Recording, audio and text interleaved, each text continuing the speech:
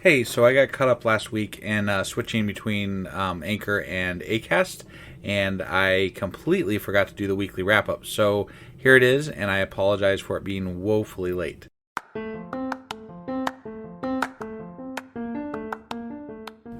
Welcome to Sacrilegious Discourse. I'm husband. And I'm wife. Together, we're reading the Bible for the very first time.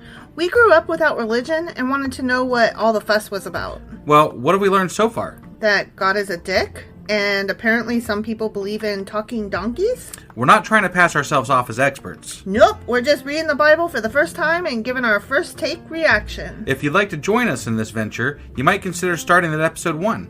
Otherwise, jump in wherever you like. All right, let's go read the Bible. Yeah, let's get to it.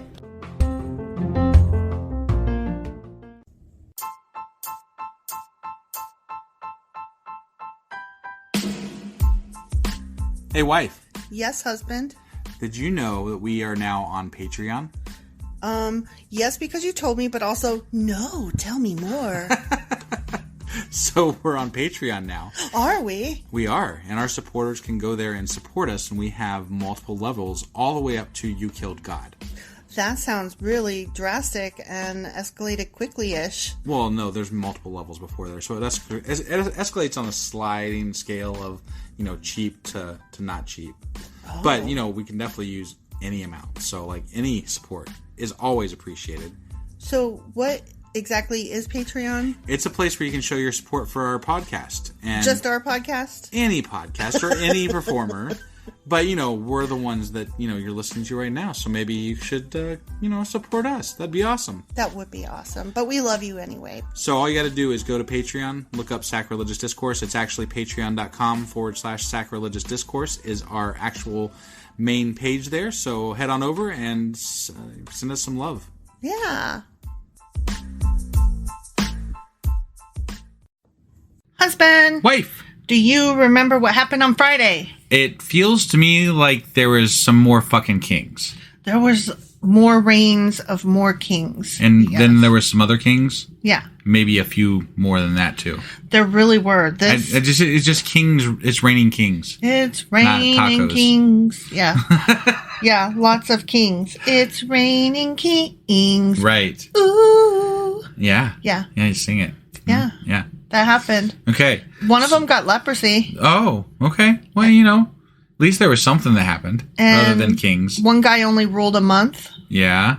That's pretty much it. I mean, yeah. Some of them did good in the Lord's eyes and some did bad. Kings. Yeah. Okay, so that was 2 Kings chapter 15. Correct. And today we're getting into 2 Kings chapter 16. Let's do this. Okie dokie, if you say so.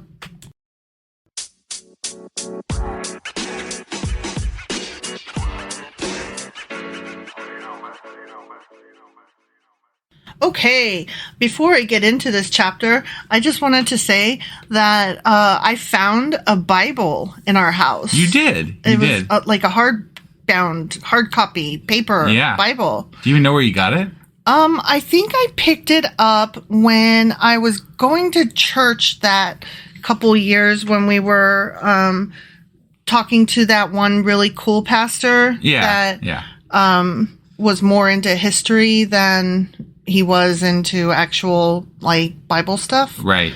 And I picked it up with the idea that I might kind of read it maybe. Sure. And what's really funny is that was probably a good 15 years ago. Right. And so I was looking at it thinking about maybe reading that instead of our online one. Fucking print though. The print is tiny and I'm not old, but apparently I'm old. Right. Because I would need a fucking magnifying glass. Yeah. But one thing that it was good for, and this is particularly why I mentioned it, holy shit, I'm able to see physically how far we are through the Bible. We're about a third of the way through the Bible. That is a cool aspect of having it, just to see where we are. Yeah. So. What a cool thing. I mean, I had no idea we were so far. It felt like we were really getting along through the Bible, and we are. Yeah.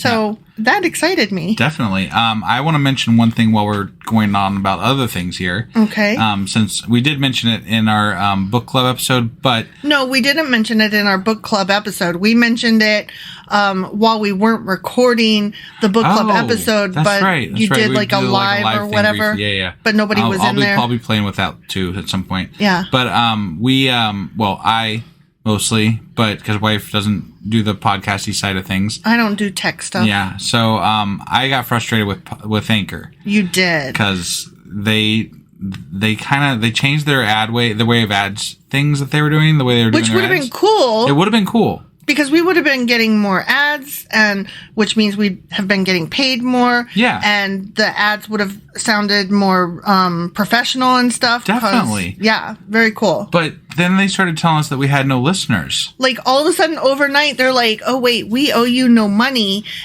or we owe you more money, and at the same time, suddenly nobody's listening to your podcast. Yeah, and then I went Isn't to that go. funny? And then I went to go check the stats because I reached out to them. I was like, "Hey, we're not showing any listens on our newest episode," and they're like, "It can take up to 24 hours for them to populate on there." And then once they did populate, they were populated at about 2/3 of what we would normally have for that time frame. And it was get the fuck out of here. I don't trust this. I feel like you guys are fucking scamming me. Yeah. And this isn't the first time this has happened. I'm not just jumping ship like to just jump ship, but like we decided it was time to move on. So now we're with Podbean. Besides that, Anchor is owned by Stitcher, and I'm not trying to fuck with Stitcher, quite honestly, because that whole Joe Rogan thing, I'm just like, fuck Stitcher. It's a happy accident, you know? Yeah, it was like, you know what? Give me an excuse, and they did. Yeah, so there may be a few things that are going to be slightly different here and there as far as how things are happening with ads and whatnots. So it may take us a few days to get our shit together. So bear with us, and we'll get it straightened out. I think, hopefully.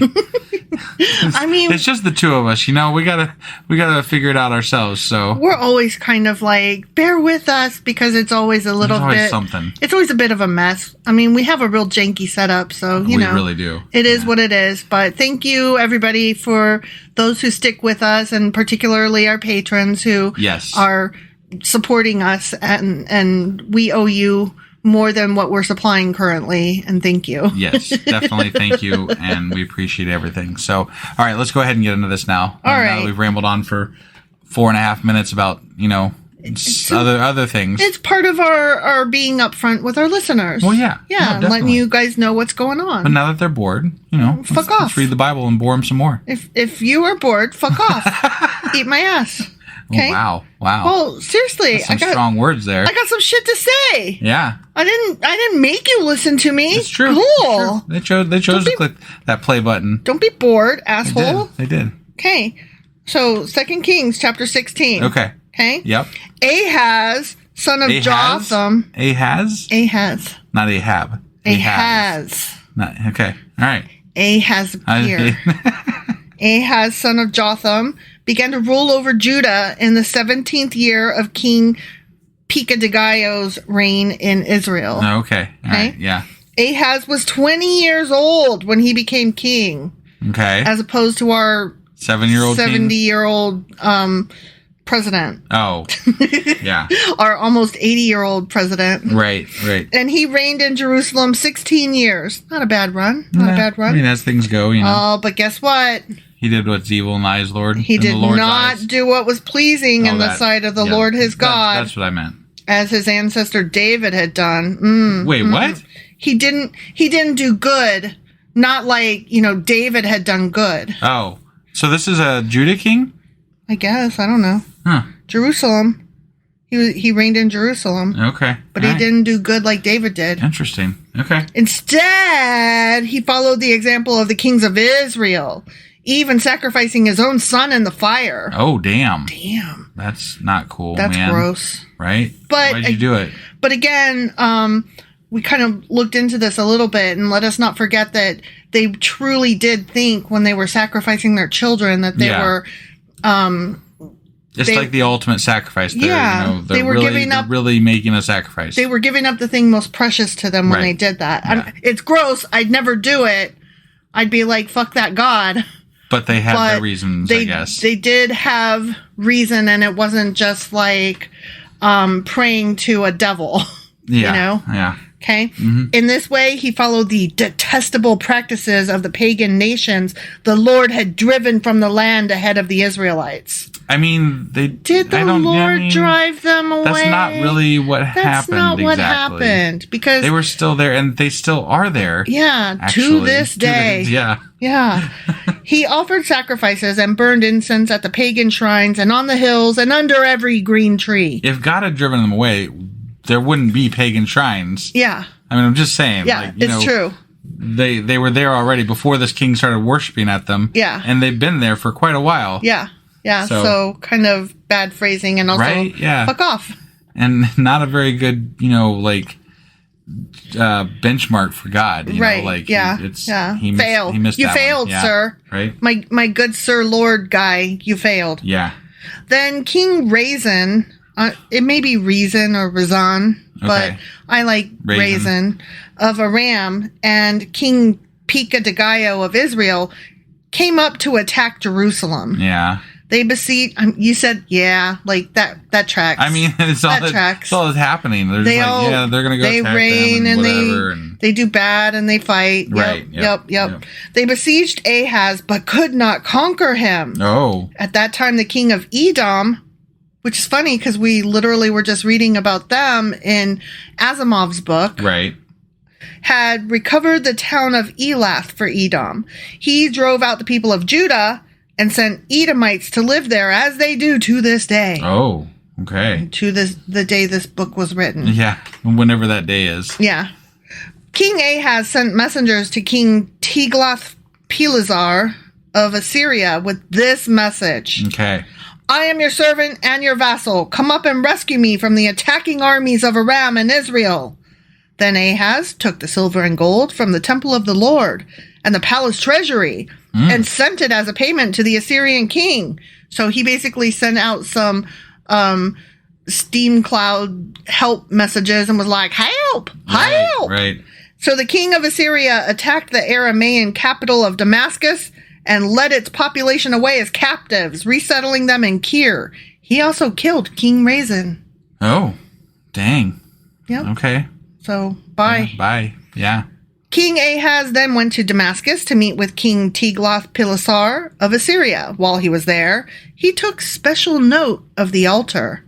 Okay. I don't know what that means. Oh, yeah, like what's special about that altar? Was it pretty? Was it made of gold? Right.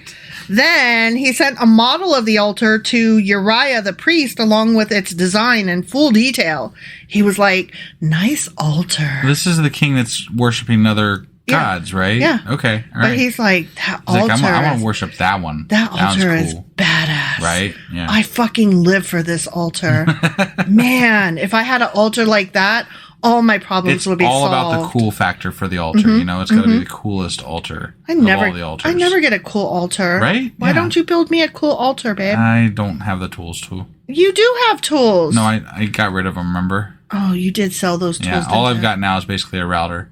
But you have a hammer and nails, and we can get wood.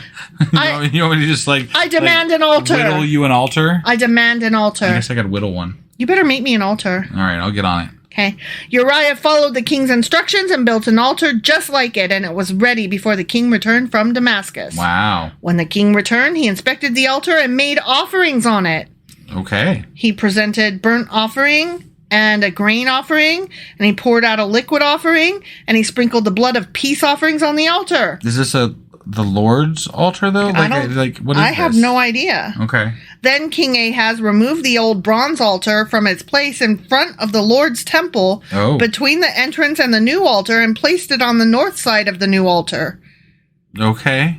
I don't really understand what's happening. Exactly, but okay. He's moving shit around. Yeah, he's rearranging. It's decoration day. We recently rearranged our furniture, but we did not put in a new altar. No new altars. We did put in a new bookshelf, though. Well, I mean, we repurposed a We repurposed a bookshelf. Yeah. Yes. We moved it from here and put it there. Yes. He Indeed. told Uriah the priest, use the new altar for the morning sacrifices of burnt offering, the evening grain offering, the king's burnt offering and grain offering, and the burnt offerings of all the people, as well as their grain offerings and liquid offerings. Sprinkle the blood from all the burnt offerings and sacrifices on the new altar. The bronze altar will be for my personal use only.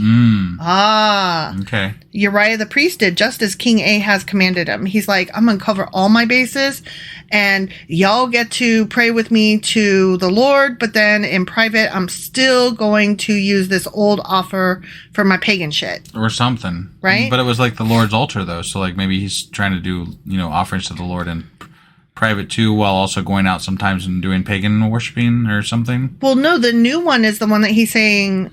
Right, but they removed the one from the temple. So, like, it was the Lord's altar before, the one that they just installed.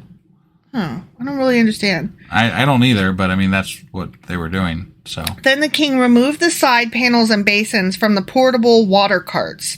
He also removed the great bronze basin called the Sea from the backs of the bronze oxen and placed it on the stone pavement. Huh. Remember when David built that giant thing? Or was it like, Solomon? Why did he take him off of the fucking... The sea. Yeah. The giant bath. And the carts were made to cart the water in and stuff. So, like, what are you going to use to cart the water in? I don't think he's putting water in there anymore. What's he putting? I mean, like, what's going in there? He's like, fuck this sea. Fuck this giant bath. All right. I got no Bathsheba. I don't need a giant bathtub. I guess. In deference to the king of Assyria, he also removed the canopy that had been constructed inside the palace for use on the Sabbath day, as well as the king's outer entrance to the temple of the Lord. The rest of the events in Ahaz's reign and everything he did are recorded in that fucking book. Of, things, Yeah. We're just going to call it that fucking book. That fucking book. Okay? Yeah. When Ahaz was died, when he was dying, when he did a death. He did died. When he did died, he was buried with his ancestors in the city of David. Then his son Hezekiah became the next king. The end. Okay. So more kings. Yep. And just the one king, though. Just the one king. Yeah. Ahaz. Right, yeah. And he rearranged furniture. Right. That's true. That's what he did. Yep. And he went to war. Yeah. And of course. Whatever. Yeah. Stuff like that.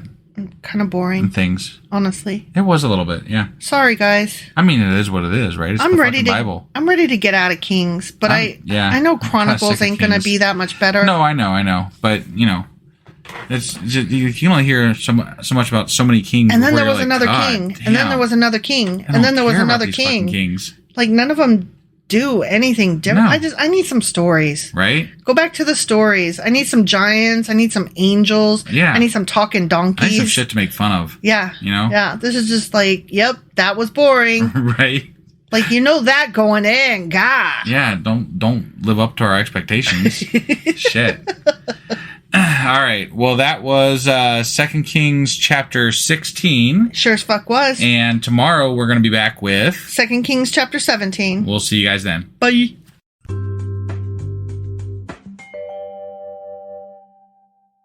Husband! Wait! Do you remember what happened yesterday? Ahaz no longer has a sea. That's correct. That's not how I was going to phrase that, but yes, that's exactly what happened. Yeah. He moved shit around, got a new altar, and got rid of the sea.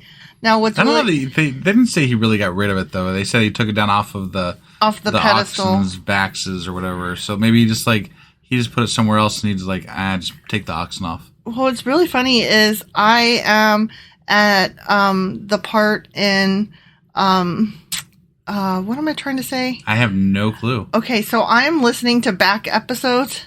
Yeah. And because I'm behind in listening, and I am right at the part where the dude is building it. Oh, okay. And it's funny. It's funny listening to them build it, knowing that we're reading it, and the guy is like, "Nah, I don't want this." Right. So he's like, "Fuck this, fuck that, fuck these, fuck those. I want to put this over here." Right. Oh, I also had another thought about it too. I know this is the intro, but hang on. Okay. So they gave almost as much description on the fucking measurements of that sea tub as they did on the fucking ark. Yeah. That's ridiculous considering. I mean, I don't know. The ark was pretty in depth as to what they said about Okay, I was listening to the episode today and they were giving a lot of fucking measurements. Yeah, no, there was definitely a lot of measurements, but I feel like the ark was more. The ark definitely had more measurements, but I'm just saying, like, the importance of the one as opposed to the other. We shouldn't have had those measurements. Right. I don't understand what they were trying to say. Yeah. So, anyway, that happened. That did happen. Yeah. All right, so that was 2 Kings chapter 16. It was. And today we are getting into 2 Kings chapter 17. All righty. Okay, 2 Kings chapter 17. Okay. Hoshea. Sure. Okay. Hosea on the highest. Okay. Hoshea, son of Elah, began to rule over Israel in the 12th year of King Ahaz's reign in Judah. Okay. He reigned in Samaria 9 years. Not like... That wasn't a real long time. No, and not like the rain that comes from the sky. Right. The leadership rain. Yeah. He did what was evil in the Lord's sight, but not to the same extent as the kings of Israel who ruled before him. Yeah. I mean, could? He's a little bit better because those guys, they sucked. They sucked so hard. They did so evil in the Lord's eyes. Yeah, they were the evilest evils. Mm-hmm. How evil did you evil? More evil than this guy. Right? Yeah. Hold on, let me try this again. King Shalmaneser of Assyria attacked King Hoshea. So Hoshea was, I keep saying Hoshea, but it's Hoshea. I'm sorry. There's too many. Look, I'm off my game tonight. I'm not at my best. My tooth hurts and, yeah, that's happening and I'm wanting, it to stop hurting. Got it. Okay? Yeah. Yes, I had it extracted, but it's not healing great. And my appointment is not for another 3 weeks to get it finished off. Okay. Finish me off. Finish it. Okay. Okay, so anyway, so Hoshea was forced to pay heavy tribute to Assyria. Ah, that sucks. Yeah, he lost. Womp womp. But Hoshea stopped paying the annual tribute. Oh, no. And conspired against the king of Assyria. Oh, no, not that. By asking King So of Egypt to help him shake free of Assyria's power. Oh, man. Shake your love. I just can't shake your love. I don't even know what song that That's is. Debbie Gibson. Okay. I thought you loved Debbie Gibson. No. Oh my gosh. Wow. Okay. Mr. 80s shun guy. I mean, Shun the 80s. Okay, well, that was Debbie Gibson. Okay. And it was a fun pop song. I'm sure it was. Okay. I'm sure it was. When the king of Assyria discovered this treachery, he seized Hoshea and put him in prison. Just prison, huh? He didn't kill him? He didn't kill him. That's he just crazy. prisoned him. Yeah. Then the king of Assyria invaded the entire land. Well, sounds like, he was just itching for a fight. Yeah. So. And for 3 years, he besieged the city of Samaria. Finally, in the 9th year of King Hoshea's reign, Samaria fell. And the people of Israel were exiled to Assyria. Okay. I said exiled, but I think it's exiled. Yeah. They got exiled. Right. They got X'd out. Right. They were settled in colonies in Hala along the banks of the Habor River in Gozan. Okay. And in the cities of the Medes. In the cities of the Medes? Medes? Medes. Oh. Medes. Okay. Medes. Medes. Medes. Medes. I would say Medes. Medes. I would say Medes. Okay, the Medes. Yeah. Okay. This disaster came upon the people of Israel because they worshipped other gods. They did. Man. Yep. They sinned against the Lord their God who had brought them safely out of Egypt and had rescued them from the power of the Pharaoh, the king of Egypt. Remember that one time? Yep. Oh, way in the way back. Yep. Yeah. And boy, you never get to live that down. Nope. Remember that one good thing I did for you? I mean, I did it shitty. I didn't do a great job at it. Right. But remember that one time I did one good thing? Yeah. Never forget it, bitches. Never. Even though you weren't there, and even though it was hundreds of years before you were born. Right. They had followed the practices of the pagan nations the Lord had driven from the land ahead of them. But again, how many times has he fucking said that? Yeah. Yeah. No, he didn't drive them away because they were still there. They're always there. To do They're the practices. keep being there. Yep. So, as well as the practices the kings of Israel had introduced. The kings of Israel. Like the kings of Israel, they're introducing new practices, huh? I guess. They're like, let's do some other crazy worship shit here. Let's blame the kings of Israel for the Canaanites. Right? Yeah. What? That doesn't make any fucking sense. I don't know. The people of Israel had also secretly done many things that were not pleasing to the Lord their God. Yeah. Secretly. Yeah. So secret that the people that wrote this shit know what it was. Well, I mean, obviously, God would have to know, right? He knows everything. Well, yeah, but how did the people know? God told him. Oh, did he? No. But, Guess what they did? What did they do? They built pagan shrines for themselves in all their towns, from the smallest outpost to the largest walled city. That's not a secret. It's fucking out in the open. Like, I have to tell you something. Everybody knows. They set up sacred pillars and Asherah poles at the top of every hill and under every green tree. That still seems pretty obvious to me. We already knew this. Yeah, there it is. Oop, there it is. They offered sacrifices on all the hilltops, just like the nations the Lord had driven out from the land ahead of them.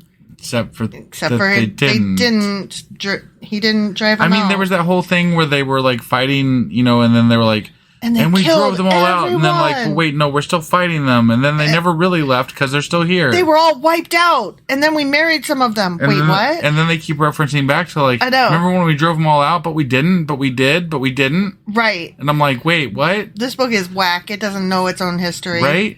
So the people of Israel had done many evil things, arousing the Lord's anger. You know what? When I hear the word arouse, I don't think of anger.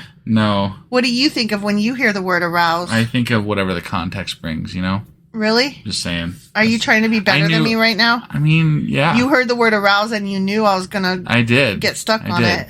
I knew you were going to get stuck on it, You knew me or you knew the word? I knew you. God damn it. But seriously, the word arouse. Like if you just are like, 1, 2, 3, go, arouse. Right. With no context. No, definitely sexual in connotation. See? That's what I'm saying. Right. Okay. Yes, they worshipped idols. Yes, they worshipped idols. I mean, I'm just not. I know. This is not shocking news, bad guys. People, despite the Lord's specific and repeated warnings. Yeah, like God doesn't mean shit to these people. They don't care. Know, they don't give a fuck. They just keep doing what they do. They're like, go ahead, punish us, whatever. We live shitty lives. We don't have Netflix. And they don't really fucking believe in Yahweh. No, they don't believe in any of them. They just want to live their life. They want to eat dinner that night. They might believe that there are greater powers, right? Right. And they might be like, hey, I'm going to pray to all the gods to see if I can get this to stop. And if it does, they're like, oh, thank you, whichever God I felt like I prayed to more. Yeah. Yeah. But that's about it. Like, if you can solve my problem, dude, and this is like the, Iron Age, I'm going to be like, hell yeah, man, cool. Yeah. Cool. Right? But mostly they just want to eat dinner and watch Netflix. Seriously. Well, yeah. And gladiator fights. But they don't have Netflix yet, so that's why they're depressed. Yeah. I'm telling you, They got the shoe ceremonies, though, the sandal ceremonies. The sandal ceremony and the barley parties. Yeah. Again and again, the Lord had sent his prophets and seers to warn both Israel and Judah, quote, turn away from all your evil ways. Obey my commands and decrees, the entire law that I commanded your ancestors to obey, and that I gave you through my servants, the prophets. But the Israelites would not listen. They were as stubborn as their ancestors who had refused to believe in the Lord their God. Yeah. Yeah, they were. They did. That's true. Right. Correct. And humanity still is here. And let me tell you something. They didn't have a lot of reason to not be the way they were. Right. God didn't really come through. There's just nothing special about what's going on. There's little prize. There's only punishment. Right. And at that, the little prize that comes now and again is so fucking willy-nilly. Yeah. What is the plus? Why? What are they going to get out of it? So that honestly? You might hypothetically avoid famine or something like that, but you can't really attribute that specifically to God because there's like millions of other gods that they're worshiping too. Mm-hmm. So like, what are they supposed to believe? Why are they supposed to trust this one thing? Not only that, but if you're like, okay, I'm going to believe in you, and that means that we're not going to have famine. Nope, you believed for the wrong reason, so fuck you. The earth will swallow you now. Well, and I'm sorry, but like even the fights that they're having right now, God is back, quote unquote, backing people that are considered evil. So like, why should anybody believe what God says? God is being so ingenuous about everything that disingenuous. I'm sorry. Yeah, no, I got it. Yeah. Disingenuous about everything that it's just not worth. It's not worth your time. It's just not worth it. That to me sums it up. It's just not worth it. Right. He's not worth it. Yeah. It's not worth it. They rejected his decrees and the covenant he had made with their ancestors, and they despised all his warnings. I would too. Yeah. They worshipped worthless idols, so they became worthless themselves. Did they? They seem to have procreated and had more kids that continued on to this very day. Right. You know? Mm-hmm. They followed the examples of the nations around them, disobeying the Lord's command not to imitate them. They rejected all the commands of the Lord their God and made 2 calves from metal. Oh no, not the calves again. Yeah, yeah. They set up an Asherah pole and worship Baal and all the forces of heaven. Wait, what? All the forces of heaven? That must be some sort of a mistranslation type thing. Either that or, remember that time when there's more than one God? Right. Yeah. But there's definitely something translation-wise there that's wacky. They worship Baal and all the forces of heaven. I mean... all the gods. Yeah, that whole... all of them. The entire pantheon of them. Up there, yeah.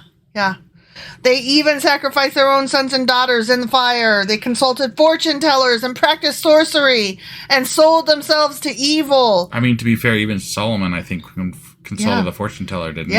Yeah. Arousing the Lord's anger. Because the Lord was very angry with Israel, he swept them away from his presence. Did he use a broom? How did he do that? Or did he use a vacuum? Because in Ohio, you say you sweep things, but you use a vacuum when you sweep things in Ohio. Because Ohio's fucking weird with the way it uses its words. Well, what are you going to do?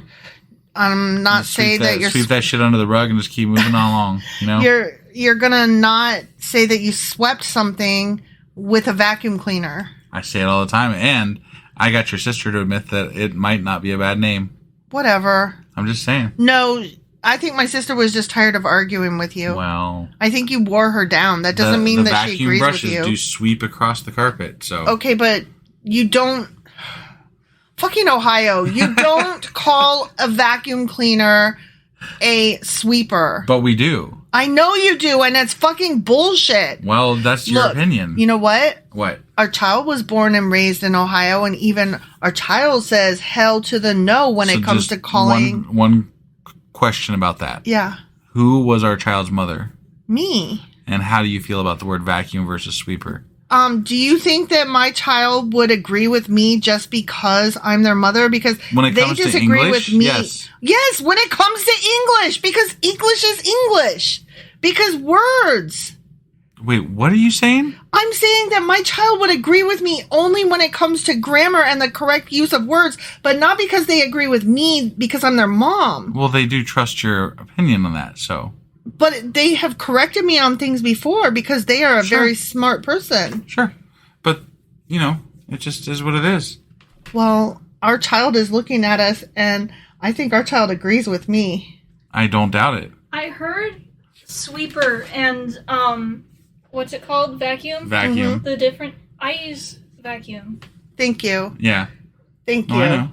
It's a vacuum. It's not a fucking sweeper, right? You use a broom to sweep the not carpet and the vacuum to sweep the not hardwood. The brushes on the bottom of the vacuum, they sweep across the floor. Well, so I don't want to hear your bullshit. You can sweep the carpet with it. I should use it to sweep the stupid off of your brain. Oh! The child has spoken. Yeah. It is not a sweeper.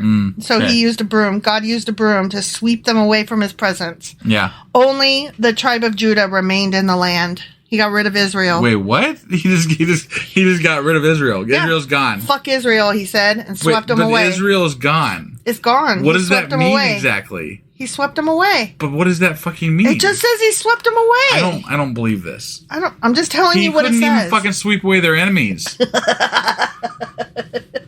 Now he swept away Israel? He swept the whole planet away before with a flood. He did. I mean, according to the Bible, he did. But even the people of Judah refused to obey the commands of the Lord their God, for they followed the evil practices that Israel had introduced. Wait, now Judah's doing the same fucking shit? But I bet he forgives Judah. And he's like, God damn Israel's done, but, Judah, I don't know, we'll see. I have such a hard time keeping Israel and Judah separate and remembering which one is supposed to be like the quote-unquote good guy, the good one, and which one is the bad one, because... they're the Israelites. I got a bone to pick here too. He waited until Israel had the least bad king to then sweep them away. Yeah. Why? Cause I don't get it. Because the whole thing is bullshit. Is why the Lord rejected all the descendants of Israel. He punished them by handing them over to their attackers until he had banished Israel from his presence. Oh, so he just let them lose at war. Yeah. He didn't actually sweep them away. They lost battles and stuff. And he was like, okay. Yeah. He was like, fuck all of you. So that time when he said he would always be by their side. He's not. He lied. Well, yeah. Because he had caveats. Well, he does that. Yeah, he's always got caveats. But he doesn't always tell you about the caveats. No, he does not. And he doesn't give them a reason to hold their side of the bargain. Definitely not.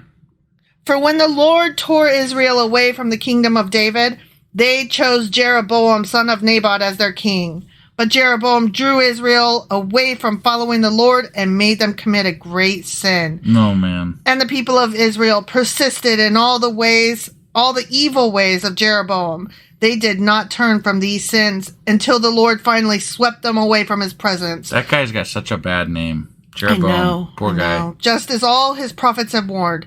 So Israel was exiled from their land to Assyria, where they remain to this day. Really? Yeah. That's what it says. Interesting. So he gave up on them. He turned from his own fucking people. He failed. I guess. Wow, what a shitty God. Your people. Your people. Yeah. He got sick of it, apparently. He's like, you guys just don't get it, man. I'm going to move along. You guys are done. You have to believe in me even when I do nothing. Right. So apparently now they're all out there eating babies and doing all that, because that's what happens when God abandons you, right? Yeah. I mean, you're bad. But only to Israelites, because the other people that live in the world around them, they don't actually have those same things happen to them. Right. It's just Israelites that it happens to when God abandons them. Yeah. Because the other ones have their gods. But I can't believe... God has nothing to do with those people. I just can't believe that God deserted his own people. I mean, he's kind of a crybaby. He's honestly a crybaby, and he's rude. Yeah. And he's a shit dad. I agree. I'm very unimpressed with this God. Right. This is not a God I'm going to choose to worship ever. Seriously. Even if I found out that there was such a thing as God, if it was this guy, I'm not in. No. I'm not in. Fuck it. Fuck you. Go ahead fuck and banish that. me. Yeah. Okay, next section. The king of Assyria transported groups of people from Babylon, Cutha, Ava, Hamath, and Sepharvaim. Sure. And resettled them in the towns of Samaria, replacing the people of Israel. They took possession of Samaria and lived in its towns. But since these foreign settlers did not worship the Lord when they first arrived, the Lord sent lions among them, which killed some of them. He sent lions among them. Here, lions. Killed some of them. Go eat some of these people. It wasn't like a mass murder or anything. Just some of them died of lions. Oh my gosh, did you hear? Yeah, God sent some lions and they ate some of them. But only to my recollection, God sent some lions to eat some Israelites too. So yeah, But what a shitty God that sends some lions to eat people. There's either lions or there's not, right? Mm-hmm. So I wonder if there really were lions in Israel. I don't know, because I don't think of lions in Israel. Well, I'll be honest. I have very little understanding of what that part of the world looks like. All I see is desert in my brain, and that can't possibly be true. Right. Well, so I am ignorant, and I have no idea if there would be lions. Literally just like south of Spain and Italy. So maybe there could be lions. Okay. Maybe. I don't know. I'll look it up. We should look. Yeah, I'm just I'll curious. look into it and be like. Maybe they're very rare. Maybe they're like like they only come that way every so often. Do you think there's tigers and bears? I don't know. I mean, Oh my! Yeah. I don't know. So a message was sent to the king of Assyria. The people you have sent to live in the towns of Samaria do not know the religious customs of the God of the land. He has sent lions among them to destroy them because they have not worshipped him correctly. Yeah. Fucking lions, man. They're just... I'm so sorry. I'm just stuck on, I don't like you people. I'm going to kill some of you. What? Right. How about if you win them over? How about if you do anything nice at all ever? How about you just present yourself right at all and prove, you're God. And then I think people would be like, okay, yo. I mean, I'm on. Now we're I'm good. In. Yeah. Right? Okay. But yeah. it's, like today, right? Like we haven't seen anything that God has done for thousands of years. If there ever was that thing. Right. Which there wasn't. But what I'm saying is what reason do we have to believe in God? We have no fucking reason. And the more I read the Bible... he wants us to do it on faith and some bullshit in the Bible. Yeah, no. The Bible is bullshit in and of itself. Yeah. And faith, no. No. It's stupid and no. Right. Because here's the thing. No. Right. The king of Assyria then commanded, send one of the exiled priests back to Samaria. Let him live there and teach the new residents the religious customs of the God of the land. So, one of the priests who had been exiled, why can't I say that word correctly? Exiled from Samaria, returned to Bethel and taught the new residents how to worship the Lord. But here, this is interesting, right? Mm-hmm. So, the Lord is still confined to a certain area. Yeah. Apparently he's only all-powerful. In this one little corner. In this little corner of the world. And the Bible even states that. Right. Yeah. And it's just so weird to me. But America is all about him. Right. Well, we've co-opted this God to be the, all-powerful God of the universe. And it's you guys, read your Bible. He was barely a fucking powerful God in Israel, for God's sake. Read your fucking Bible, you guys. Because he ain't America. He really actually kind of despises you. Right. If we're getting right down to it. Yeah. Okay. But these various groups of foreigners also continued to worship their own gods. In town after town where they lived, they placed their idols at the pagan shrines that the people of Samaria had built. Yeah. Imagine that. They believed their own thing and did their own thing. Right. Huh. Yeah. It's wow. crazy. Free people. Hate that. From those Babylon worshipped idols of their... Wait, what? Those from Babylon... Sorry. I'm really having a problem reading tonight. I apologize. Those from Babylon worshipped idols of their god, Succoth Benoth. That's a great I'm going to be looking that guy up. I need to know more about him. Right, yeah. Those from Cutha worshipped their god, Nergal. Nergal? You know what Nergal... That's also a great name. You know what Nergal makes me think of? What? Luna Lovegood, when she saw Nargles. Yeah. Nergles. Yeah, right. Yeah. And those from Hamath worshipped Ashima. The Avites worshipped their gods. Oh, this is awesome. I mean, we're just getting all these names of gods. Yeah. The Avites worshipped their gods, Nibaz and Tartak. And the people from Sepharvaim even burned their own children as sacrifices to their gods, Adramelech and Anamelech. Wow. That's got to be a relation to Molech. You think? Yeah. Maybe they just, I don't know. Had a similar Adram. Yeah. Molech. Right, yeah. And then Anam Molech. Right. You don't think that they're related? No, you're probably right. These new residents worship the Lord, but they also appointed from among themselves all sorts of people as priests to offer sacrifices at their places of worship. And though they worship the Lord, they continue to follow their own gods according to the religious customs of the nations from which they came. Which makes sense. So they just worship whatever gods. They're covering all their bases. Yeah. Yeah. Because there's no God actually presenting themselves. Right. They're just, attributing things that happen in the world to these gods and saying, well, I prayed to all of them, so, hopefully... Or they're like, which one is the best one for fertility because we need to have a baby? Yeah. Which one is the best one for fields because we need to grow some food? Yeah. Which one is the best one for, I don't know, other situations, you know? Right. That kind of thing. Yep. And this is still going on today, it says. And it is. I mean, to some degree. To some degree. Well, I mean, in countries, different countries have different gods. Yeah, but I mean... We don't hear a lot about Molechs of the world, and there's but there's different the religions gods. have kind of culled down to less religions somewhat. I mean, but there's still a lot of different religions with different gods. Definitely. That's all I'm saying. Yeah. They continue to follow their former practices instead of truly worshiping the Lord and obeying the decrees, regulations, instructions, and commands he gave the descendants of Jacob, whose name he changed to Israel. Well, he got rid of Israel, though, so who fucking cares? Fuck off. Yeah. For the Lord had made a covenant with the descendants of Jacob and commanded them, do not worship any other gods or bow before them or serve them or offer sacrifices to them, but worship only the Lord who brought you out of Egypt with great strength and a powerful arm. And there has literally been at no point a time when that has happened. Right. Not once. Right. Only because people yell at them Moses was really...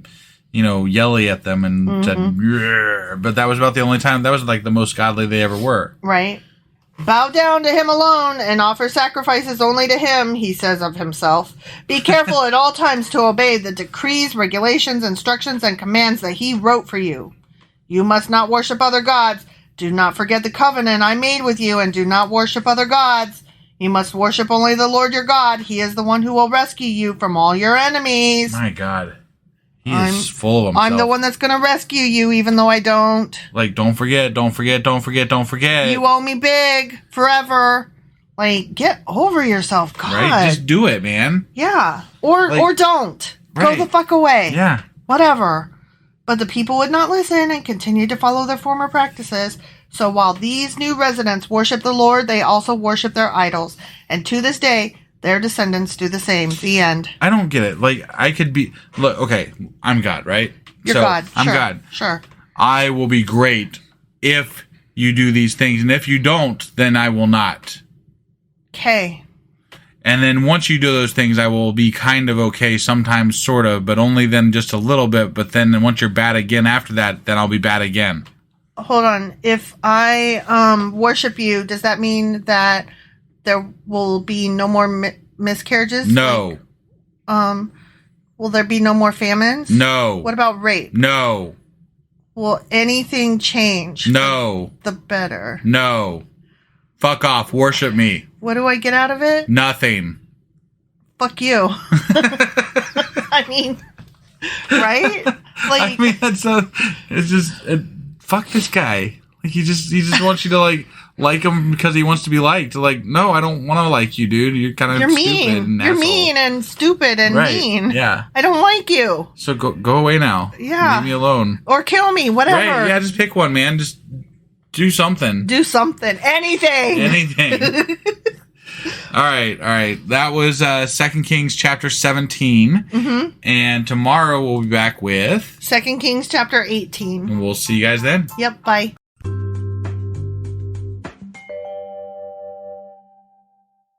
Husband. Wife. Do you remember what happened yesterday? God swept with a sweeper the Israelites away. He did not use a sweeper. Oh my God. But yeah, he was like, you gotta follow me, and you didn't. Right. And to this day, their descendants still are bad. In the bad, yeah. They do bad and they're swept. Yeah. Okay. And that's pretty much it. Okay. They did bad in God's eyes. And so God was like, fuck all y'all then. Right. So that was 2 Kings chapter 17. Sure as fuck was. And today we're getting into 2 Kings chapter 18. Let's do this. Okie dokie. Okay, 2 Kings chapter 18. Okay. Hezekiah, son of Ahaz. Okay. Ahaz. Began to rule over Judah in the 3rd year of King Hoshea's reign in Israel. Man, I need a sliding chart of all these win this king, that king. Not that I don't really think this is going to matter at all. It's like, not. You know, like it's not. It's just like king. Yeah, and it's just the going back and forth between their overlapping rulerships. And there was some good stories earlier on. Yeah. Lately, there haven't been that many great stories. I mean, this last one with Israel getting swept away. Yeah. That was very interesting. But I mean, there was more like epic stories earlier. Yeah, on, like individual, and then this right. happened. Yeah. Yeah. Definitely. Anyway. He was 25 years old when he became king, this Hezekiah guy. And he reigned in Jerusalem 29 years. That's a good long time. His mother was Abijah, the daughter of Zechariah. He was pleasing. Well, that's good. In the Lord's sight. Except for I'm sure there was something fucking wrong. Just as his ancestor David had done, because we all want to fuck David. We like David. We hate Jebediah. No, wait. Jebediah? No. Well, Jehoshaphat.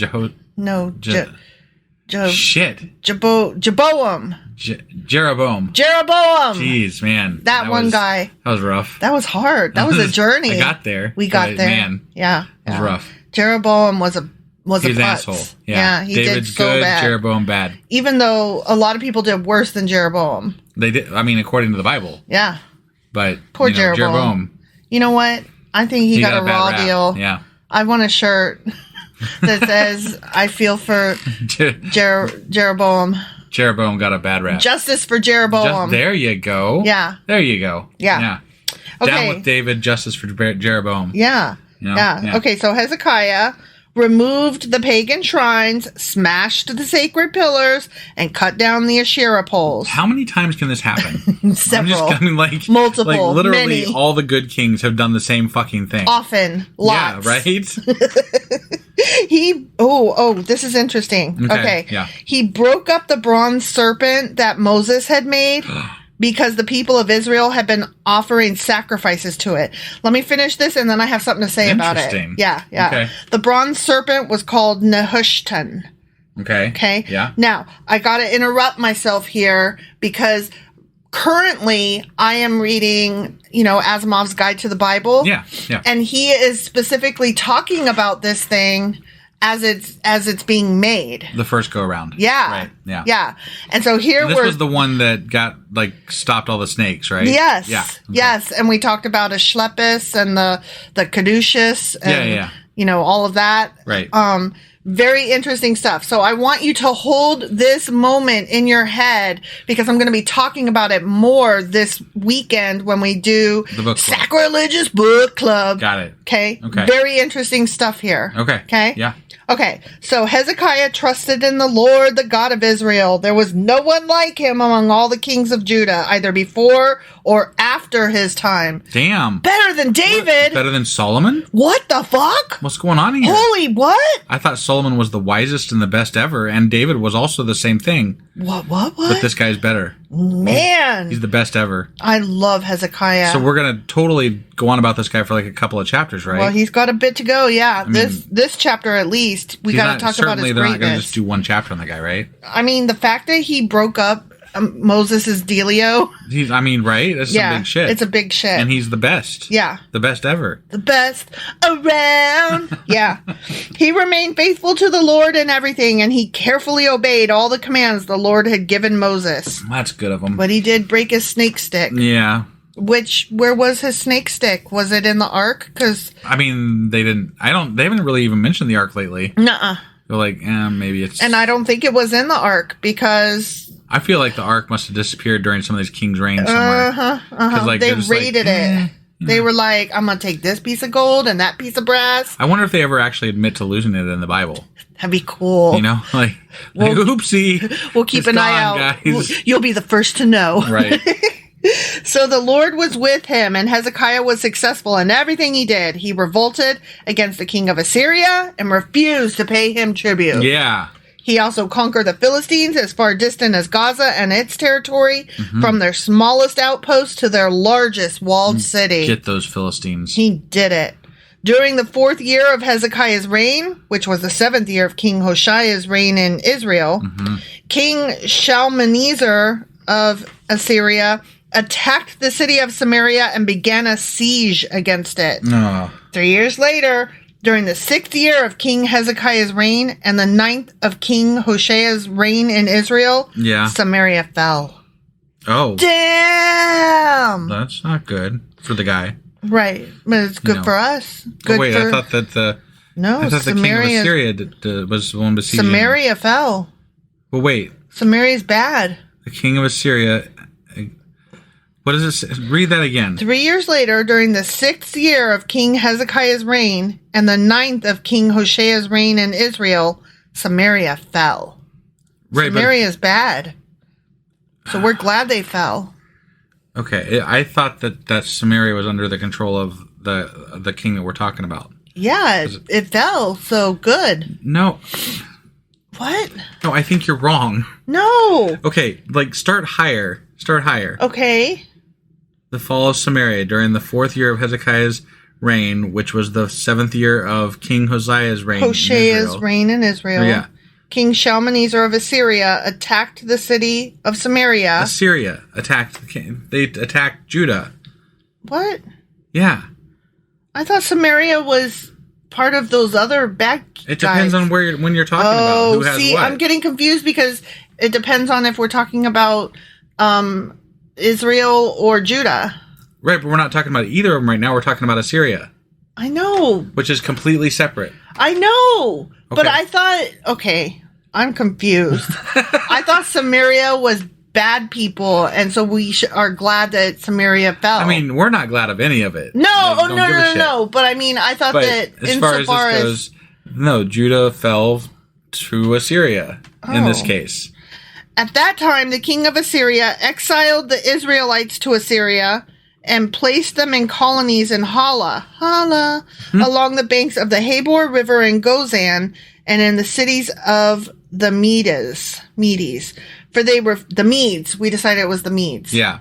For they refused to listen to the Lord their God and obey him. Yeah. Instead, they violated his covenant, all the laws that Moses, the Lord's servant, had commanded them to obey. Okay. Obey. Yeah. They didn't obey. They did not. Okay. I'm still confused. You don't get it? I thought Samaria fell, and so I thought that Samaria is a town. Is a province or town or something. Where is it? It's somewhere near Assyria and Judah. So, it's in that area, in that little circle area and where they all fight all the time. Hezekiah is leading Judah, right? Yes. And so I thought it's they fell to Assyria. No. Yes. Oh my God. I'm so confused. Assyria. Who's leading Samaria? Samaria is not one of the factions. It's a town. I know, but who's in charge of Samaria? Hezekiah, until it fell to Assyria. Oh, I thought that Hezekiah was not in charge of Samaria. I thought Hezekiah was I'm going to get ya, and then he got him. No. Oh, I was confused. I'm sorry. Too many places that start with A's and S's. Right. And too many people that start with a J. And Israel, in my mind, is always supposed to be the good guys, and Judah is the good guys instead. And I mean, hypothetically. Right. Right? Yeah. So I'm just all confused. I'm sorry, you guys. I'm a little confused myself, but it doesn't help when you confuse me more. Hopefully other people out there are confused with me and they feel my plight if they've never read the Bible. Right. And if they have read the Bible, hopefully they're laughing with me, not at me. Or both. Fuck off. I'm just saying. No, they have sympathy because it's confusing. Yeah. It is confusing. I have a hard time with all this history stuff. Yeah. Okay, in the 14th year of King Hezekiah's reign, King Sennacherib of Assyria came to attack the fortified towns of Judah and conquered them. Uh-oh. But Hezekiah was one of the best kings. But he's losing all kinds of shit. Yeah. King Hezekiah sent this message to the king of Assyria at Lachish. Yeah. Sure. I have done wrong. I will pay whatever tribute money you demand if you will only withdraw. Okay. What? I thought he didn't do that. I don't know. Oh my God, I'm so confused. I thought it said it right at the beginning that he never paid tribute to these bad kings. I don't know. And now he's just kidding, I'm paying tribute to a bad king. Maybe this is a ploy. Let's hope so. The king of Assyria then demanded a settlement of more than 11 tons of silver and 1 ton of gold. Okay. To gather this amount, King Hezekiah used all the silver stored in the temple of the Lord and in the palace treasury.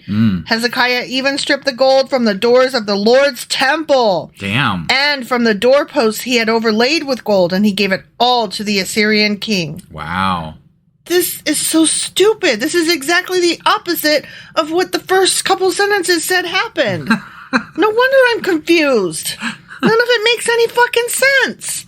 Right. Nevertheless, the king of Assyria sent his commander-in-chief, his field commander, and his chief of staff from Lachish with a huge army to confront King Hezekiah in Jerusalem. Wait, even though he paid him? Yeah. Wow. And they were like, thanks for the money. Oh, but Never by mind, the way, we're still going to conquer you. Yeah. The Assyrians, I mean, like, you want to take over, right? Mm-hmm. Now you don't have to go after the gold. They gave it to you. Right. Like, what's the incentive to not attack? Exactly. Yeah, exactly. Like, well, you gave us a lot of your gold, but we still want the rest of it. So. And also you to either die or be our slaves. Right. Yeah. The Assyrians took up a position beside the aqueduct that feeds water into the upper pool near the road leading to the field where cloth is washed. Oh, well, yeah. You know that one place where they wash cloth? Yep. Yeah. I mean, no. No. But, yeah. Right. No. They summoned King Hezekiah, but the king sent these officials to meet with them. Eliakim, son of Hilkiah, the palace administrator, Shebna, the court secretary, and Joah, son of Asaph, the royal historian. Are these like the Expendables? Oh, that's funny. Then the Assyrian king's chief of staff told them to give this message to Hezekiah. This is what the great king of Assyria says. What are you trusting in that makes you so confident? Do you think that mere words can substitute for military skill and strength? Who are you counting on that you have rebelled against me? I'm guessing God. On Egypt? If you lean on Egypt, it will be like a reed that splinters beneath your weight and pierces your hand. Pharaoh, the king of Egypt, is completely unreliable.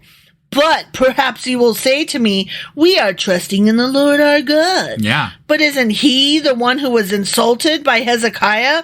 Didn't Hezekiah tear down his shrines and altars and make everyone in Judah and Jerusalem worship only at the altar here in Jerusalem? Wait a second. Wait. That's what he did what was pleasing to God. And he only tore down the bad altars, right, according to that. Yeah.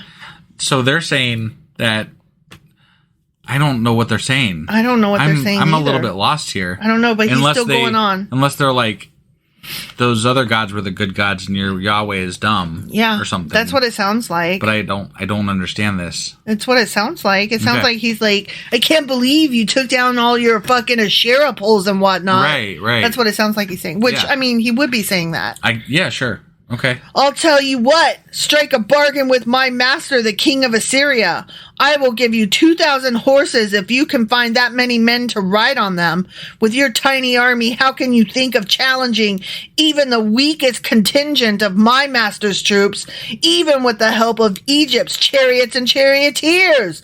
What's more, do you think we have invaded your land without the Lord's direction? But which Lord? Right? I mean, like, well, I'm really confused as to what they're talking about. When they say the Lord, they are referring to that Yahweh guy. Okay. So it sounds like they worship the same God, but differently. Yeah. And a lot of these people did. Remember we talked about that before? Right. It's just a matter of which faction won out in the end. Yeah. The Lord himself told us, attack this land and destroy it. Yeah. I mean, we have said multiple times, why doesn't anybody say that? And here they are saying that. Right. Kind of funny. Right, yeah. Then, okay, hold on. Eliakim, son of Hilkiah, Shebna, and Joah, said to the Assyrian chief of staff, please speak to us in Aramaic, for we understand it well. Don't speak in Hebrew, for the people on the wall will hear. Okay. What? I don't understand anything that's happening right now. Right, yeah. But Sennacherib's chief of staff replied, "Do you think my master sent this message only to you and your master? He wants all the people to hear it, for when we put this city under siege, they will suffer along with you.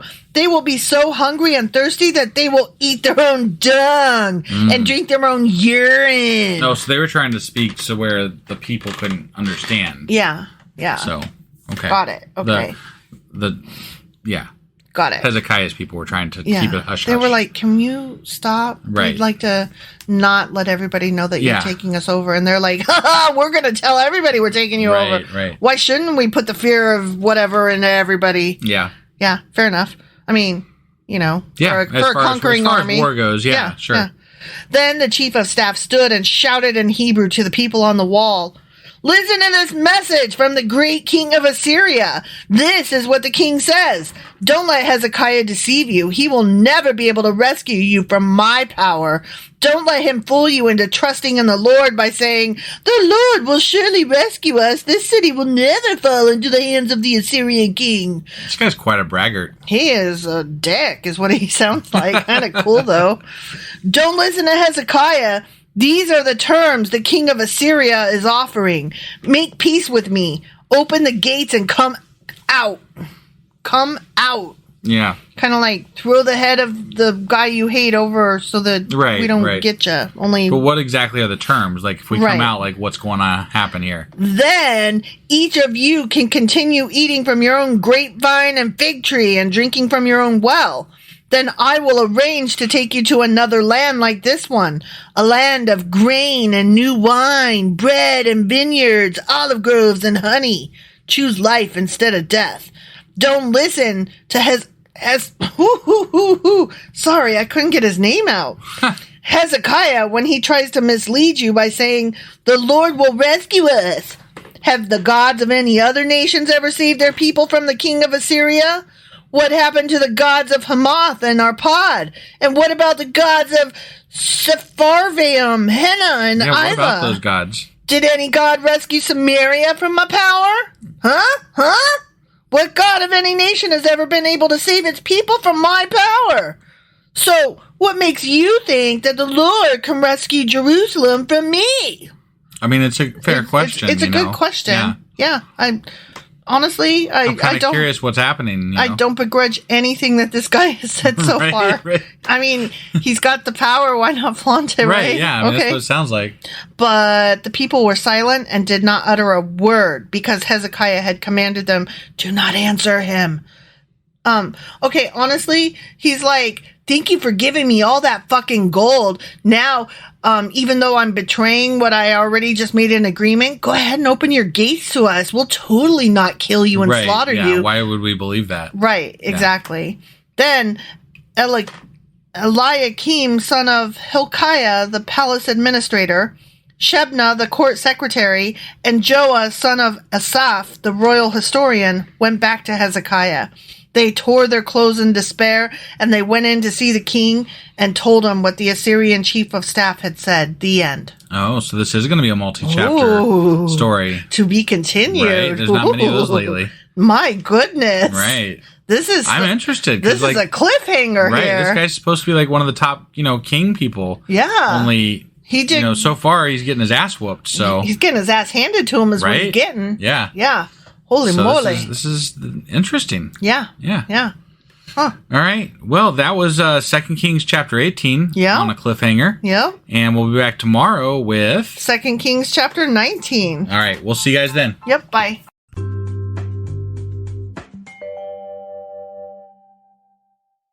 Husband. Wife. Do you remember what happened yesterday? Hezekiah was a heck of a king, and then he got his ass kicked, and then we're like, what the fuck? Yeah, and we ended on a cliffhanger. Yeah, we're like, what is going on? Because Sennacherib's chief of staff was like, I know, I can't remember his name's good. No, it's all right.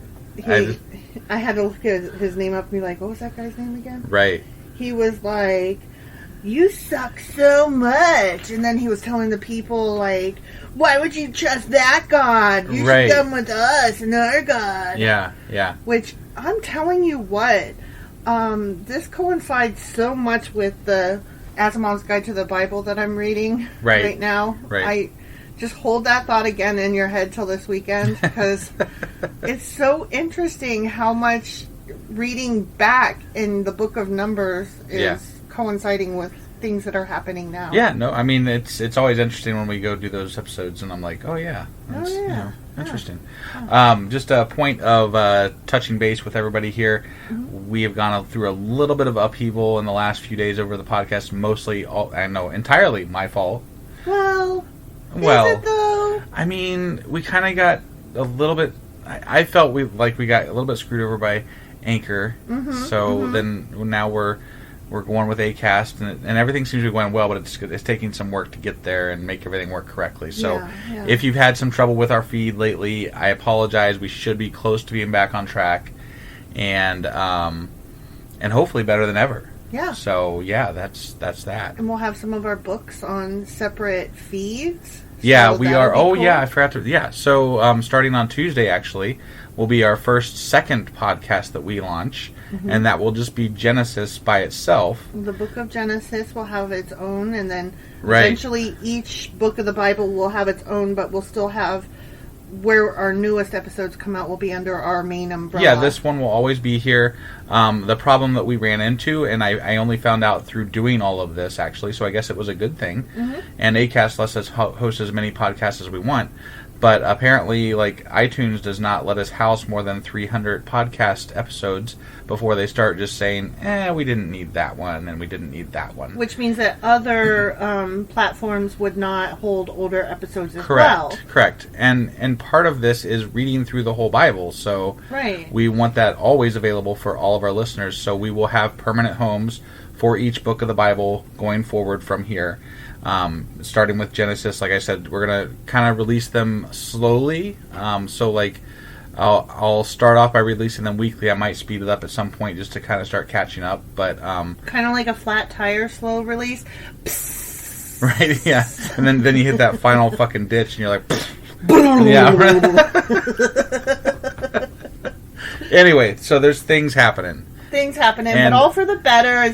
It's always darkest before the dawn, and it's always a mess before you get everything organized where you want it to be. Well, and I am going to say this too. We had started doing something called Ungodly Brew, and I think we're gonna ditch that too. So it's kind of a refocusing of our energies and getting back to what we want to do and focus though in where we can. Yeah. That's all. Yeah. So. Thanks for listening to me ramble. But now we're gonna. So we just went over the gist of 2 Kings chapter 18. Yes. And now we're gonna be getting into 2 Kings chapter 19. Let's go do this. Okie dokie.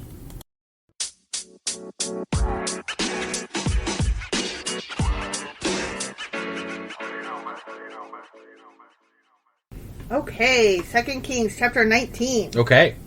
When King Hezekiah heard their report, remember the guys came back and were like, "Oh my gosh, you know They're what? Totally gonna, we're doomed, man." The guy with the big name that I can't remember, Micah Hicka Low. He's like being a bitch, and he won't speak in Hebrew or Aramaic or whichever was the one that we wanted he's totally him to letting use. all the guys on the wall find out what's going on. Yeah, and he's trying to bribe them and be like, "Land of milk and honey, right? Our God is better." Yeah. So anyway, those guys went and told King Hezekiah what was up. So he tore his clothes and put on burlap. He wore a potato sack and went into the temple of the Lord. That worked for that one guy. Was it Solomon or? I think so. Was it Solomon? Okay, probably. It was one of those guys back then. One of those Saul guys or put Solomon on a potato sack. Yeah. It was one of the S Kings. One of the S Kings. Are you an S King? If someone asks if you're an S King, you say yes. And he said, "I'm sorry, but a Ghostbusters reference is never badly You're placed. always gonna, It's always correct. Somebody might disagree with that, but that person is fired. Are they fired? Yeah. Okay. They don't need to worry about me. Okay. They need to not be in my view. Right. I gotcha. Okay. So the King Hezekiah, he sent Eliakim, the palace administrator, Shebna, the court secretary, and the leading priests, all dressed in potato sacks. Burlap. It says burlap, but I mean... No, I know, yeah, but you're just imagining sacks. potato sacks. Yeah, right. That reminds... Okay, I gotta interrupt. Okay, so, our little cute town had a pretzel festival this last weekend. It sure did. Mm-hmm. Now everybody knows where the fuck we live. Well, I'm pretty sure we've said it before anyways, You but think? whatever. Okay. Anyways, so, I had my mom come into town, and that's fun. And I was taking her around, and we have this little deli shop. Yeah. And it's so adorable. It is. And one of the things that they had that I hadn't seen before was these burlap sacks of, not potatoes, I want to say it was like flour or, I don't know, like pancake mix or something like that. But I wanted to buy one just to have the burlap sack. Right. I mean, seriously. Right. They were so cute because they weren't giant potato bags. Like, they weren't giant potato sacks, you know? Right. They were just, like, the size of a good, hardback novel. Gotcha. Okay? Mini potato sacks. Mini burlap sacks. Got it. So cute. Yeah. Okay, sorry. So they were all dressed in burlap. Okay. Yep.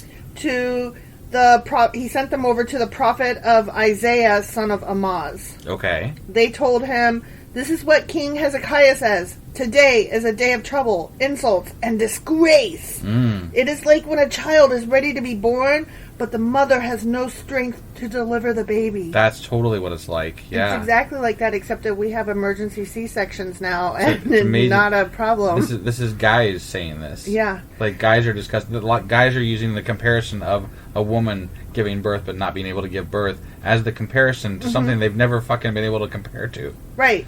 Like, what the fuck? Yeah, something we've never even seen because we're not allowed in the room. So something that we really haven't seen and know nothing about. This thing over here. This is what we're going to use as our comparison. It's a really sad day right now. Yeah, that. No. It's so sad we don't have words, and that's why we made up some shit. Yeah, because, no, it's actually not like when your baby gets stuck. Right. I know personally because my baby did get stuck. Right.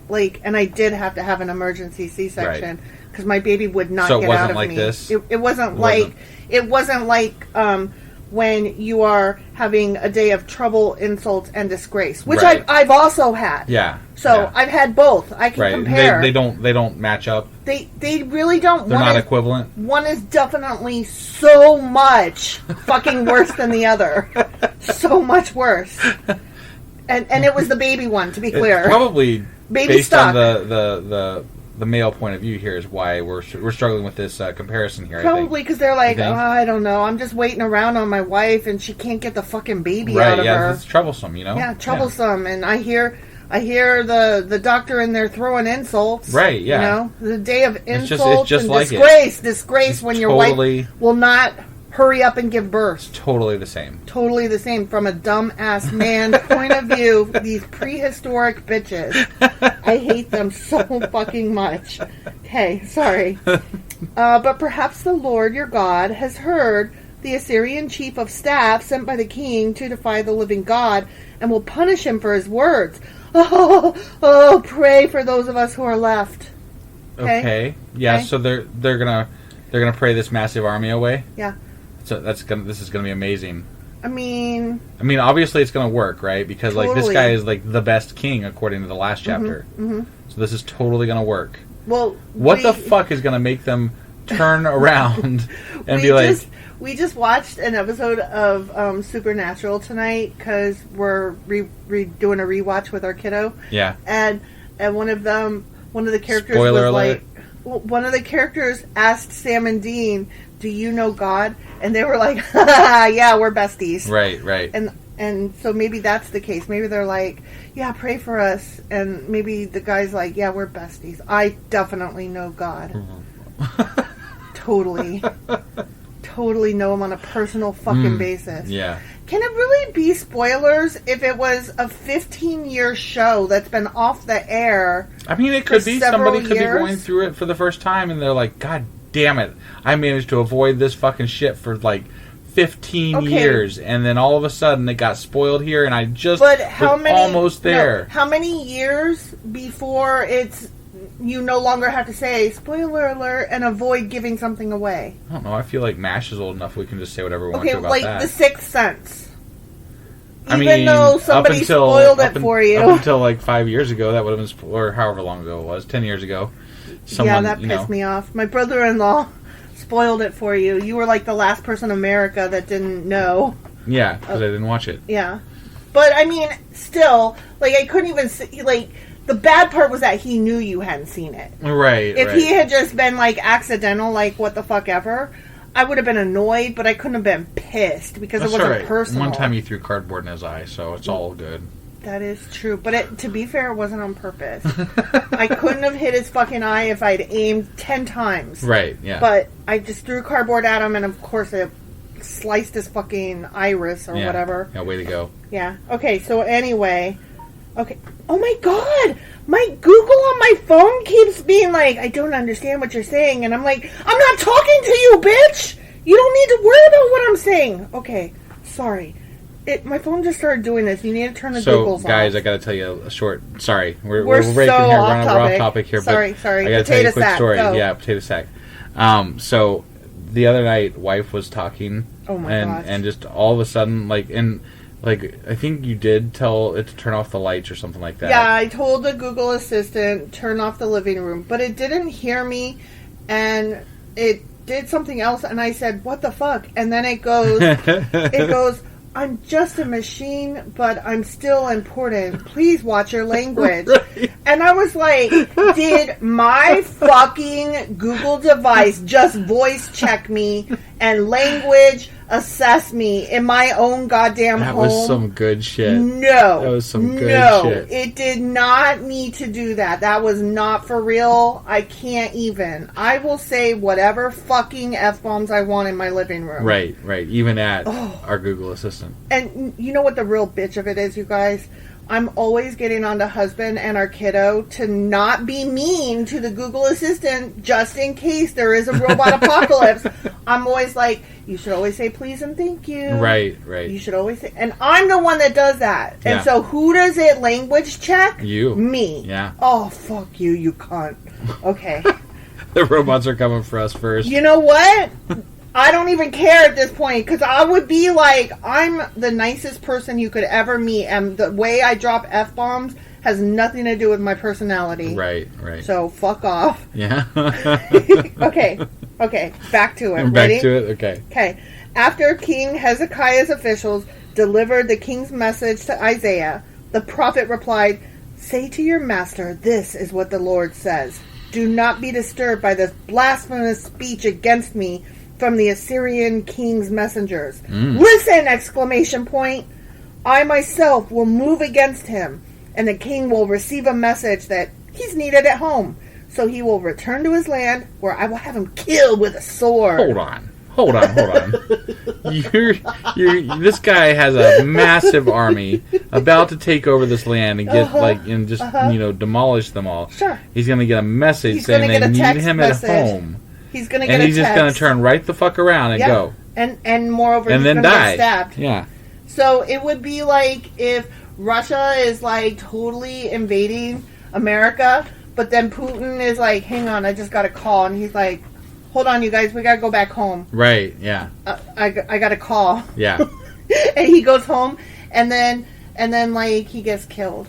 Right, that's exactly what it is. Yeah. Right? Only I feel like these people were weaker than we would be against Russia. Well, obviously. So, that's all. These fucking primitive bitches. I'm so sorry. Like, I read Asimov keeps referring to them as primitive peoples, and it just makes me laugh every time. I mean, they are primitive people. Yeah, like they don't understand things. They don't know anything. They're so fucking stupid. They don't science, you know. They don't. I mean, it's true. They barely know the wheel. We learn more science in fucking the first 3 years of school than they learn their entire lives. We learn more science from watching an old-ass episode of X-Files. All right. And these fuckers said that they know how the universe started. Fuck that. Fuck you. You don't know shit. You can't Netflix. Get the fuck out of here. Right. You know? That reminds me. Okay. Oh my god. I'm so sorry. On this same fucking episode of Supernatural. Yeah. So one of the characters' moms comes around and she's been dead for like 30 years or whatever. Yeah. And so she just drops out of heaven and is like, oh, hi, I'm alive again. What? Yeah. And then her whole beef is that she can't figure out the internet. Yeah.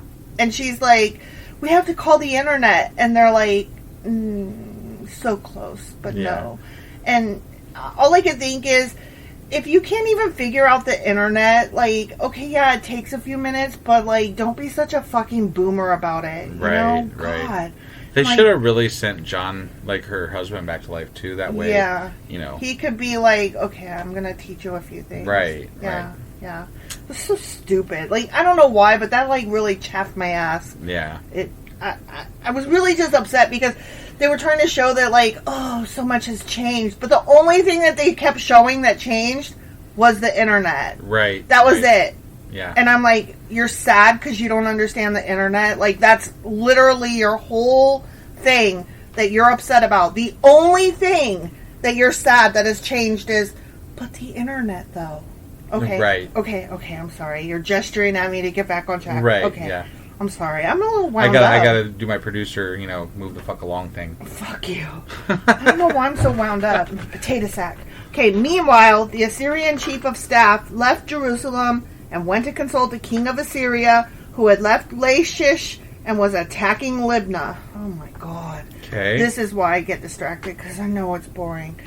Soon afterward, King Sennacherib received word that King not even close. Taraka of Ethiopia. Yeah, that guy. Yeah.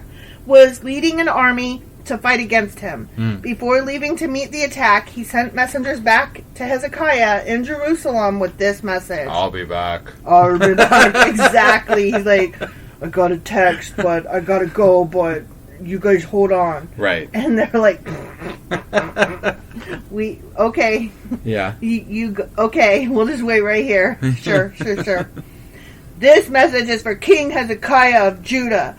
Don't let your God in whom you trust deceive you with promises that Jerusalem will not be captured by the king of Assyria.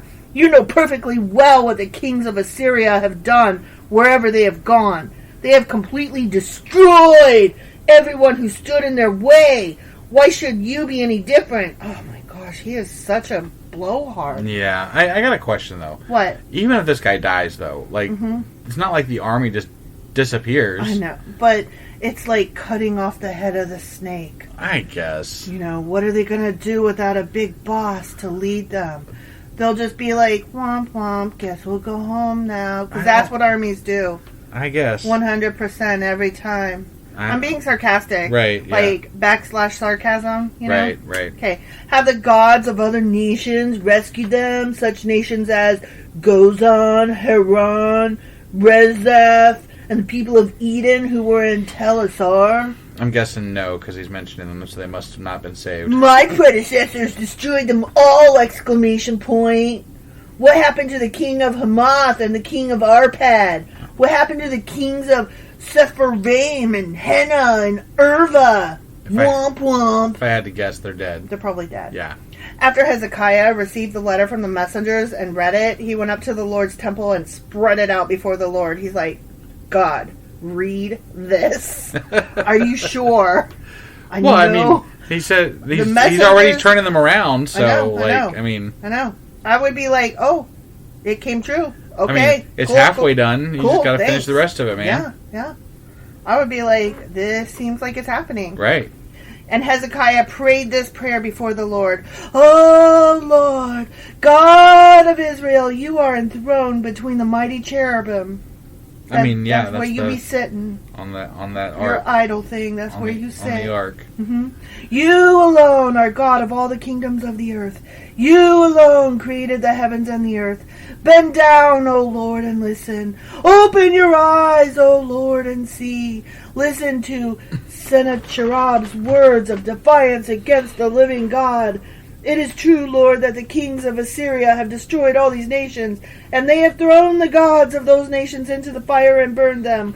But of course the Assyrians could destroy them. They were not gods at all, only idols of wood and stone shaped by human hands. Now, O Lord, our God, Rescue us from his power.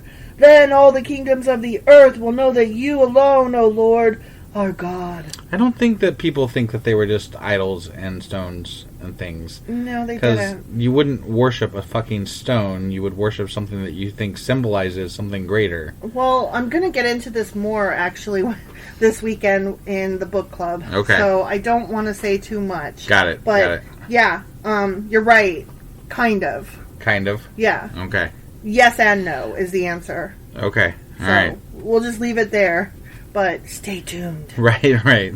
Then Isaiah, son of, what's his name? Amaz, sent this message to Hezekiah. This is what the Lord, the God of Israel, says. I've heard your prayer about King Sennacherib of Assyria, and the Lord has spoken this word against him. The virgin daughter of Zion despises you and laughs at you. The daughter of Jerusalem shakes her head in derision as you flee. Whom have you been defying and ridiculing? Against whom did you raise your voice? At whom did you look with such haughty eyes? It was the Holy One of Israel.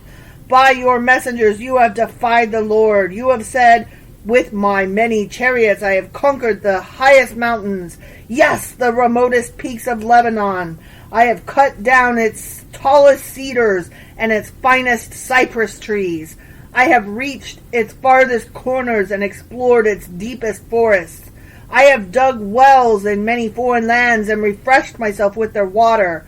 With the sole of my foot I stopped up all the rivers of Egypt. But have you not heard? I decided this long ago. Long ago I planned it, and now I am making it happen. Boom! I planned for you to crush fortified cities into heaps of rubble. That is why their people have so little power and are so frightened and confused. They are as weak as grass, as easily trampled as tender green shoots. Who is he talking about exactly? Israel or the other guys? He's I don't know. Let me finish up and then we'll go back and look. Right. They are like grass sprouting on a housetop, scorched before it can grow lush and tall. But I know you well, where you stay and when you come and go.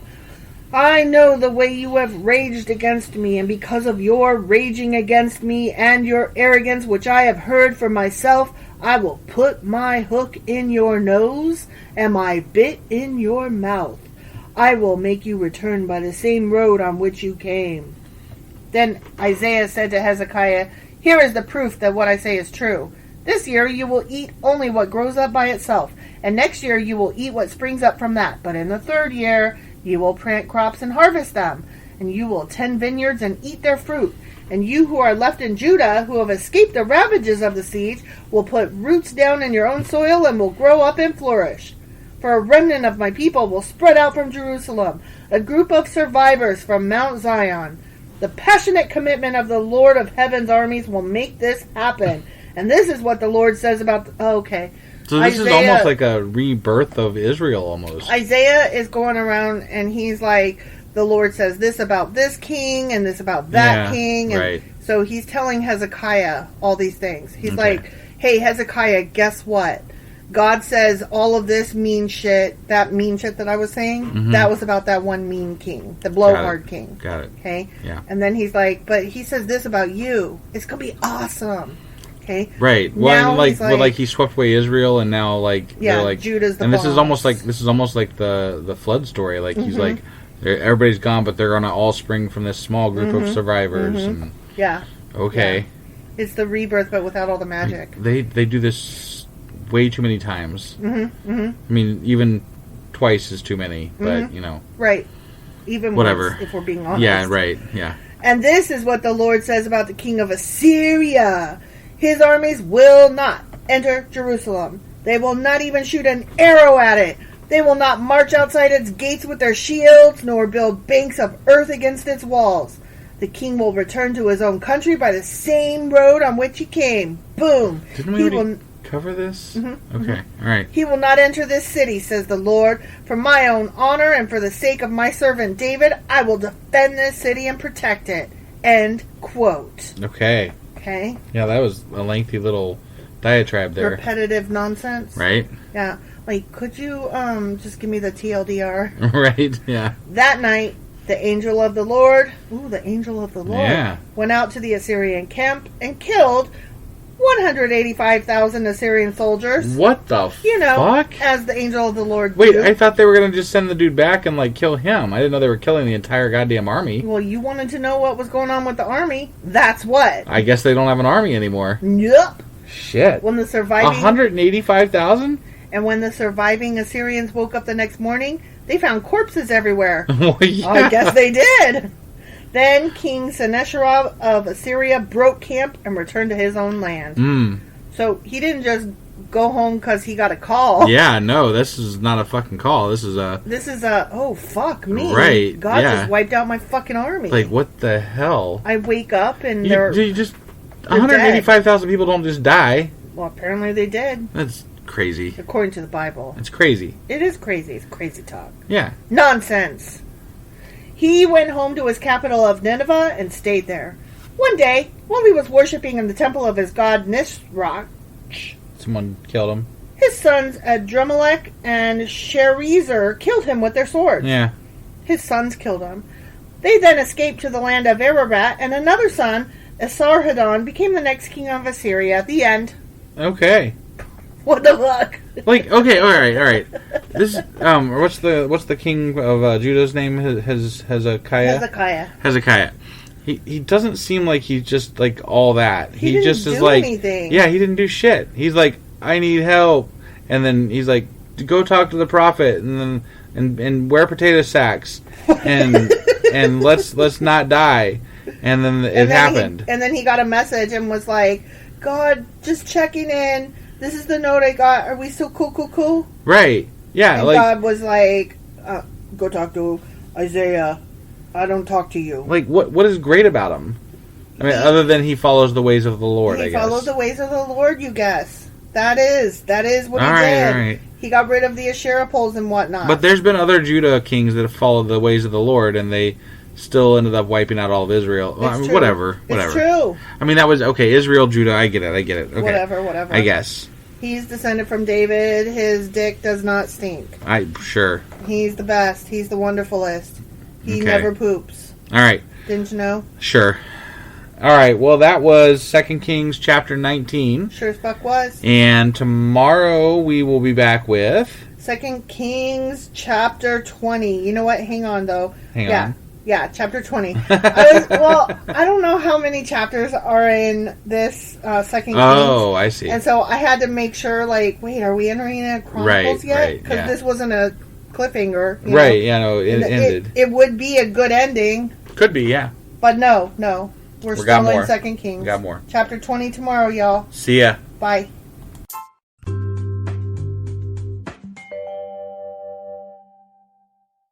Husband. Wife. Do you remember what happened yesterday? There was a lot of potato sack wearing, and like 185,000 somebody died. The supposed bad guys, the ones that aren't Judah or the Israelites. Right. Although God swept away the Israelites in 2 chapters ago. So potato sacks. King Sennacherib of Assyria. He's the one that lost 185,000 soldiers. And he was like, before that, he was like, ha ha ha, you guys suck so hard. Your God is trash. Why would you not want to follow me and my gods? Yeah. Wah, ha, ha. Yeah. And then they all died. And he was like, I gotta go. And then I think he died. His sons killed him. Yeah. Yeah. Yeah. That happened. It was interesting. It was something. I mean, I thought it was kind of trash, though. I'm like, they're just like, all of a sudden they're like, 1, 2, 3, go. Let's prove the power of the Lord. 185,000 people died. Yeah. And we killed this king, and they wore potato sacks, so like they're cool and stuff. Right, because Hezekiah, was that it? Yeah, Hezekiah. Yeah. He was like, I'm praying to God, please help me and make me. But he just doesn't seem like, as far as kings go, he hasn't done a lot of kingly things that make him great. But they said he was great, and I'm like, where's the great? He prayed to God. Well, I guess that's considered great. He got rid of some Asherah poles and God always but we talked about that last time. All of them have done that. All the good ones have done that. All the good ones have done that. Yeah. So I don't really get it, but And they always say they got them all, and I'm like, well, then where the fuck do they keep coming from? Yeah. They sure as fuck don't, like, multiply themselves. Do they? Do they? So, yeah, that's what happened.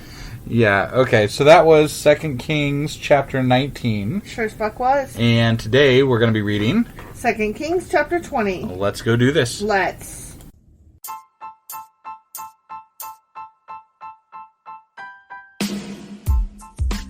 Hey, wife. Yes, husband. Did you know that we are now on Patreon? Yes, because you told me, but also, no, tell me more. So we're on Patreon now. Are we? We are, and our supporters can go there and support us, and we have multiple levels all the way up to You Killed God. That sounds really drastic and escalated quickly-ish. Well, no, there's multiple levels before there, so it escalates on a sliding scale of, cheap to not cheap. Oh. But, we can definitely use any amount, so, like, any support is always appreciated. So, what exactly is Patreon? It's a place where you can show your support for our podcast. And just our podcast? Any podcast or any performer.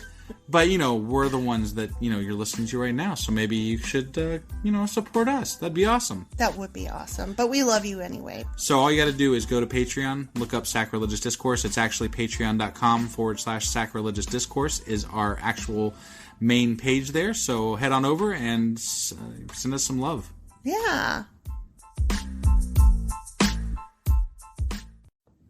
Okay. 2 Kings chapter 20. Okay. Okay? Yeah. About that time. About that time. Yeah. About that time. Meanwhile, back at the ranch. One day. Hezekiah became deathly ill.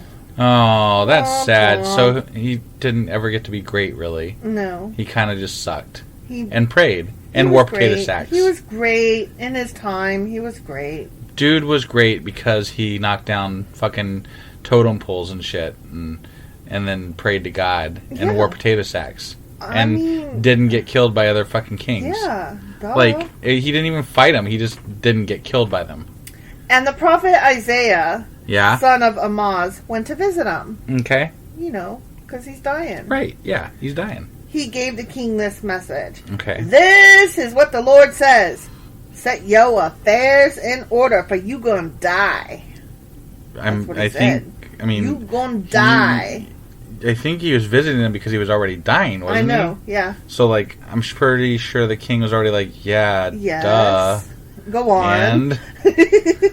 You will not recover from this illness. Okay. That's shitty news. Right, why do you gotta be so fucking prophetic? Like, thanks. Prophetic. Prophetic. Sorry, the word wasn't working in my head. I know, I could tell. Yeah. But I'm just like, thanks for that news that I didn't really want to hear. Appreciate ya. Yeah.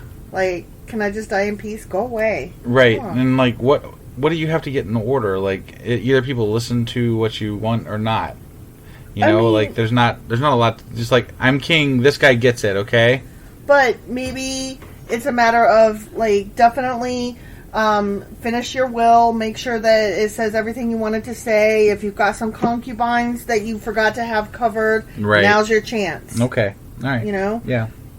Get your affairs in order. You dying. You would think, though, that kings who run an entire people, right? I would always have their fucking affairs in order. I would always have my shit straight. In fact, you would probably hire somebody to do it for you. Follow you around, and, like, every word that drops from my lips, they pick it up. Right. Make sure it's where it's supposed to be. My liege, what thing of your order what shall I place in the paper today? Exactly. Yeah. When Hezekiah heard this, he turned his face to the wall and prayed to the Lord. So he was well enough to turn his face to the wall and he's in bed. He didn't get up and scream. Do you think he was wearing a potato sack, though? Probably. Okay. Remember, O Lord, how I've always been faithful to you and have served you single-mindedly, always doing what pleases you. Yeah. Then he broke down and wept bitterly. I'm dying. I mean, okay. That's what happened. Yeah, I mean, you're dying. Like, nobody fucking wants to die. Honestly, every time I get sick, I do the same thing. I go, I'm dying. This is absolutely true. Because when I get sick, I feel like I'm fucking dying. But if I put my fucking head on my head, my hand on my head, Yeah. because I have a headache, you turn into so such angry. a bitch. I'm so you shall not exhibit signs of weakness in my presence, husband. Oh, it's awful. Do not. I am going to die one day of a sickness because you're going to be like, fuck you, and you're just going to leave me there to rot. No, you need to always be strong. You take care of me, not vice versa. You take care of me, and I scoop the litter box. That's the way it goes.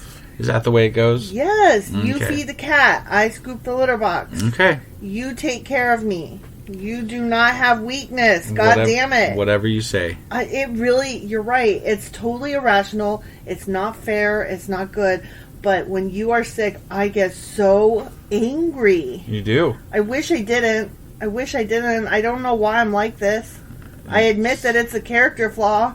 I don't know how to change it. I could pray. Do you want me to pray? Do you want me to wear a potato sack and pray? No. Okay, well then just accept that that's what it is. I mean, we've been together long enough. I already have. So I know.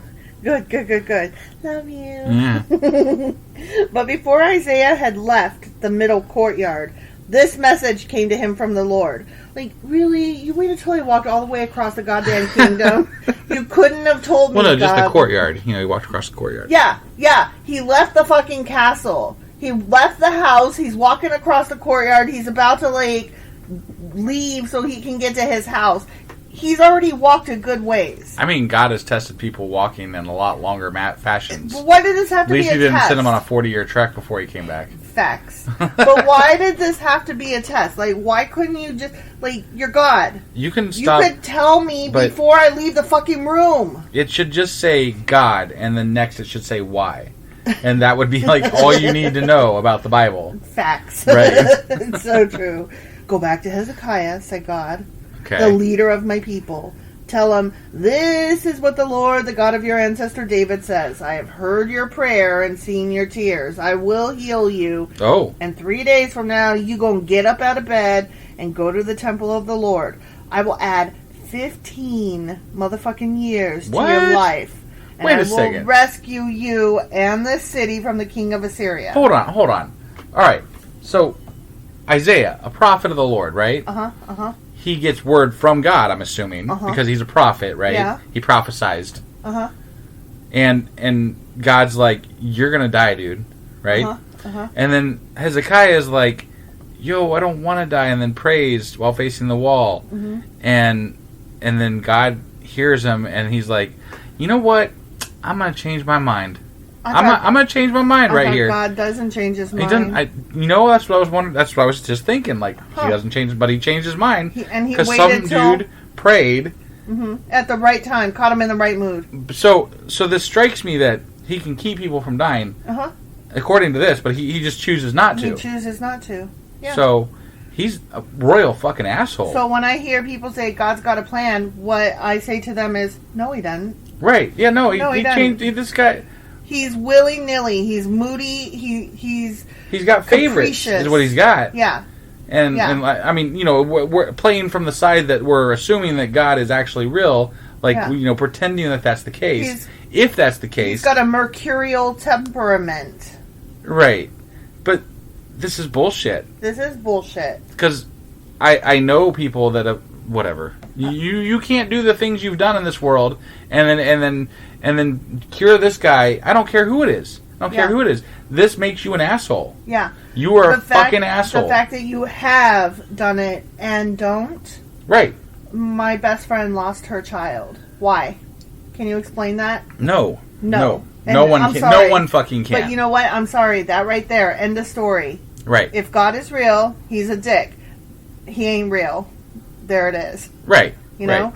And the fact that you guys choose to believe this, you guys Christians choose to believe in this dick, makes you a dick too. I'm sorry. Right. It's just, that's the way it is. No, and it's not just like a small case scenario. This happens all the fucking time. It's true.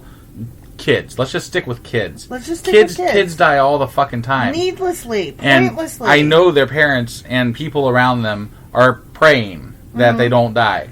Yes. And yet they do. And maybe it's because they're not wearing potato sacks. Get the fuck out of here with that shit. Right? I gotta put on a fucking potato sack and cry at the right wall Right. for you to feel sorry enough to save a kid. Now, Get the fuck out of here. if you were saving people but couldn't save them all, but like showed us you were saving people, I could be like, okay, maybe you can't catch do them it all, all. right? Yeah. You can't get them all. Yeah. But like, you don't get any. None. Yeah. Fuck And if you do, you don't let us fucking know. Right. And it certainly doesn't show up on any radar because there's nothing that doesn't happen because of science that I'm aware of. Yeah. Maybe there's like 1 in a million that's like really fucking weird, but you know what? There's outliers with every fucking thing. Anyway, God's a dick. God's an asshole. This God Fuck in that this guy. Bible is a dick. And that right there is favoritism if he's around, and we know he's not, so it's just bullshit and whatever. Right. So, But that's what sorry, I'm I'm on a saying, little bit of a rant here. Well, it's like, not only doesn't he exist, but then the way that they wrote him to exist is with favoritism. It's not even a good story. Right, and it's apparently based on how much fucking money you have because he always helps the goddamn kings. Yeah. Like you never hear of him helping a peasant or some the worst off in life. I mean, that one widow did. But that's the It's the prophets that are doing that. Yeah. The prophets are the ones that are deciding that they want to help this person, and then God allows them to help this person. Yeah, that's so the true. prophets are doing it. God never specifically chooses someone that's downtrodden to help. It's true. The prophets choose them. That's true. And maybe they're, quote unquote, driven by God to do that. But there have been multiple times where God has directly helped somebody, and it's always been someone of power and money. Gee, always. I wonder why. I wonder why that story is like that. Right? Because it's people with power and money that write the fucking story. Well, So, yeah. Duh. Yeah. This whole thing is a farce, and it's a bad one at that. I mean, honestly, like, it makes me have even less respect for the people who believe this shit. Because I'm like, have you read this? It's so bad. If you read this, you could not possibly believe this. If you read it straight through the way we're doing, Right. you could not possibly think that this is a good God. So I was thinking about this on the way home, because I currently just finished a book by Stephen Hines, a friend of ours that we just made when we went down to our last the Atheists, or I'm sorry, the Kentucky Free Thought Convention, and Great guy. He's a great guy, yeah, and I really enjoyed the book, and he keeps saying once he turned atheist how he doesn't like to judge people and doesn't like to throw it in people's faces and things like that as far as his atheism, right? And I think about it and I'm like, I can be down with that to an extent. And I think he kind of feels the same way too. Like he'll. I think probably he has a forgiveness factor because he's like, I grew up in this shit, and I was there, and right, so, right. You know, but I mean, it's more like I can forgive Christianity and religion to an extent, and that's like the people that don't bother me and don't bother my politics. Mm-hmm. I like if they don't make it public and it's their own private matter. Mm-hmm. I can accept that. Right? Right. But when they flaunt it in my face and they do make it public as far as policies and laws, I can't accept that. No. Because I mean, and it's getting worse as I'm excuse me, as I'm reading this Bible here as we're going through it, because I'm seeing these examples of what God supposedly is. Right. And it is complete and utter bullshit. Right. And yet we base laws on this fucking farce of a fucking God. Yeah. Yeah. And it pisses me off. And when someone wants to tell me how to live my life through laws or just directly at me, it pisses me off still. I wish I could be a better person and say, you do you, I'm just going to be over here doing me. I like that idea, but I've honestly gotten angry, more angry as I've gone through life, because I feel like it's intruded more and more into my life. Well, put it this way, I don't go knocking on doors trying to get people to join the atheist cause. Right. But how many people have come knocking on our door trying to get us to go to church? And how many letters have you... I haven't received any. Right. But you, as a man, how many invitations to various churches have you received just since we've lived in this house? I would say upwards of 10. I was going to say at least 5. Right, yeah. Mr. Husband and Family. And I'm like, I'm not just a fucking belonging of Mr. Husband. Right. You know? And they always come from a woman, and I don't know why. Or Like, kids. There's kids sometimes. Right. But it just makes me really, really angry because I'm like, I'm not a jealous person. Like, I don't feel like I can't trust you or anything like that. But I'm like, what if I was? How fucking dare you, as a woman, it's always women, except for when it's kids, writing to my husband, inviting him to come to their church. How fucking dare you? Do not write letters to my fucking husband, you cunt. Don't invite my husband places with me as a side baggage. Right. No, don't fucking do it. If I'm mentioned at all. Yeah. Do not. Right. Who the fuck do you think you are that you have the right to send letters, handwritten mail, to my fucking husband, inviting him anywhere? Don't. Just don't. Right. Okay. I think we have bashed God, Christians, and the church enough. Yeah, sorry. Continue. I felt like, yeah, sorry. No, bad. we're both a little upset tonight. I guess, yeah. Yeah. Apparently. We got some shit to say. Right. Okay, Yeah. so God is telling Isaiah that, or right, his name's Isaiah. Is that the prophet guy? Isaiah? Sure. Was that his name? I don't know. He gave the king this message. That Yeah, sounds- Isaiah. Yeah, okay. Yeah. I was going to say Sorry. it sounded right. I just want to make sure his name was Isaiah because sometimes I remember wrong. Right. You know. Yeah. Okay, so God is telling Isaiah, go back to Hezekiah, the leader of my people. Tell him, this is what the Lord, the God of your ancestor David, says. I've heard your prayers and seen your tears. I will heal you, and 3 days from now you will get out of bed and go to the temple of the Lord. I will add 15 fucking years to your life, and I will rescue you and this city from the king of Assyria. If he's so great, why did it take him 3 days to heal him? I will defend this city for my own honor and for the sake of my servant David. Wow, that's nice of him. That's nice. Then Isaiah said, make an ointment from figs. So Hezekiah's servants spread the ointment over the boil, and guess what? Wait a second. Wait. Hezekiah recovered. Now you need fucking... God just can't, fix it. He needs some sort of a fucking ointment to fix it. Yeah. Why does God need that kind of... he needs help and days to recover? Mm-hmm. It sounds like bullshit. It sounds like Isaiah was holding out on a fucking fix that he had, and he's like, you better, rededicate yourself to God, or I'm not helping. And not only that, but he was just sick. Now he's got a fucking boil. Right, yeah, and he was going to die of a boil? It's crazy. Interesting. Right.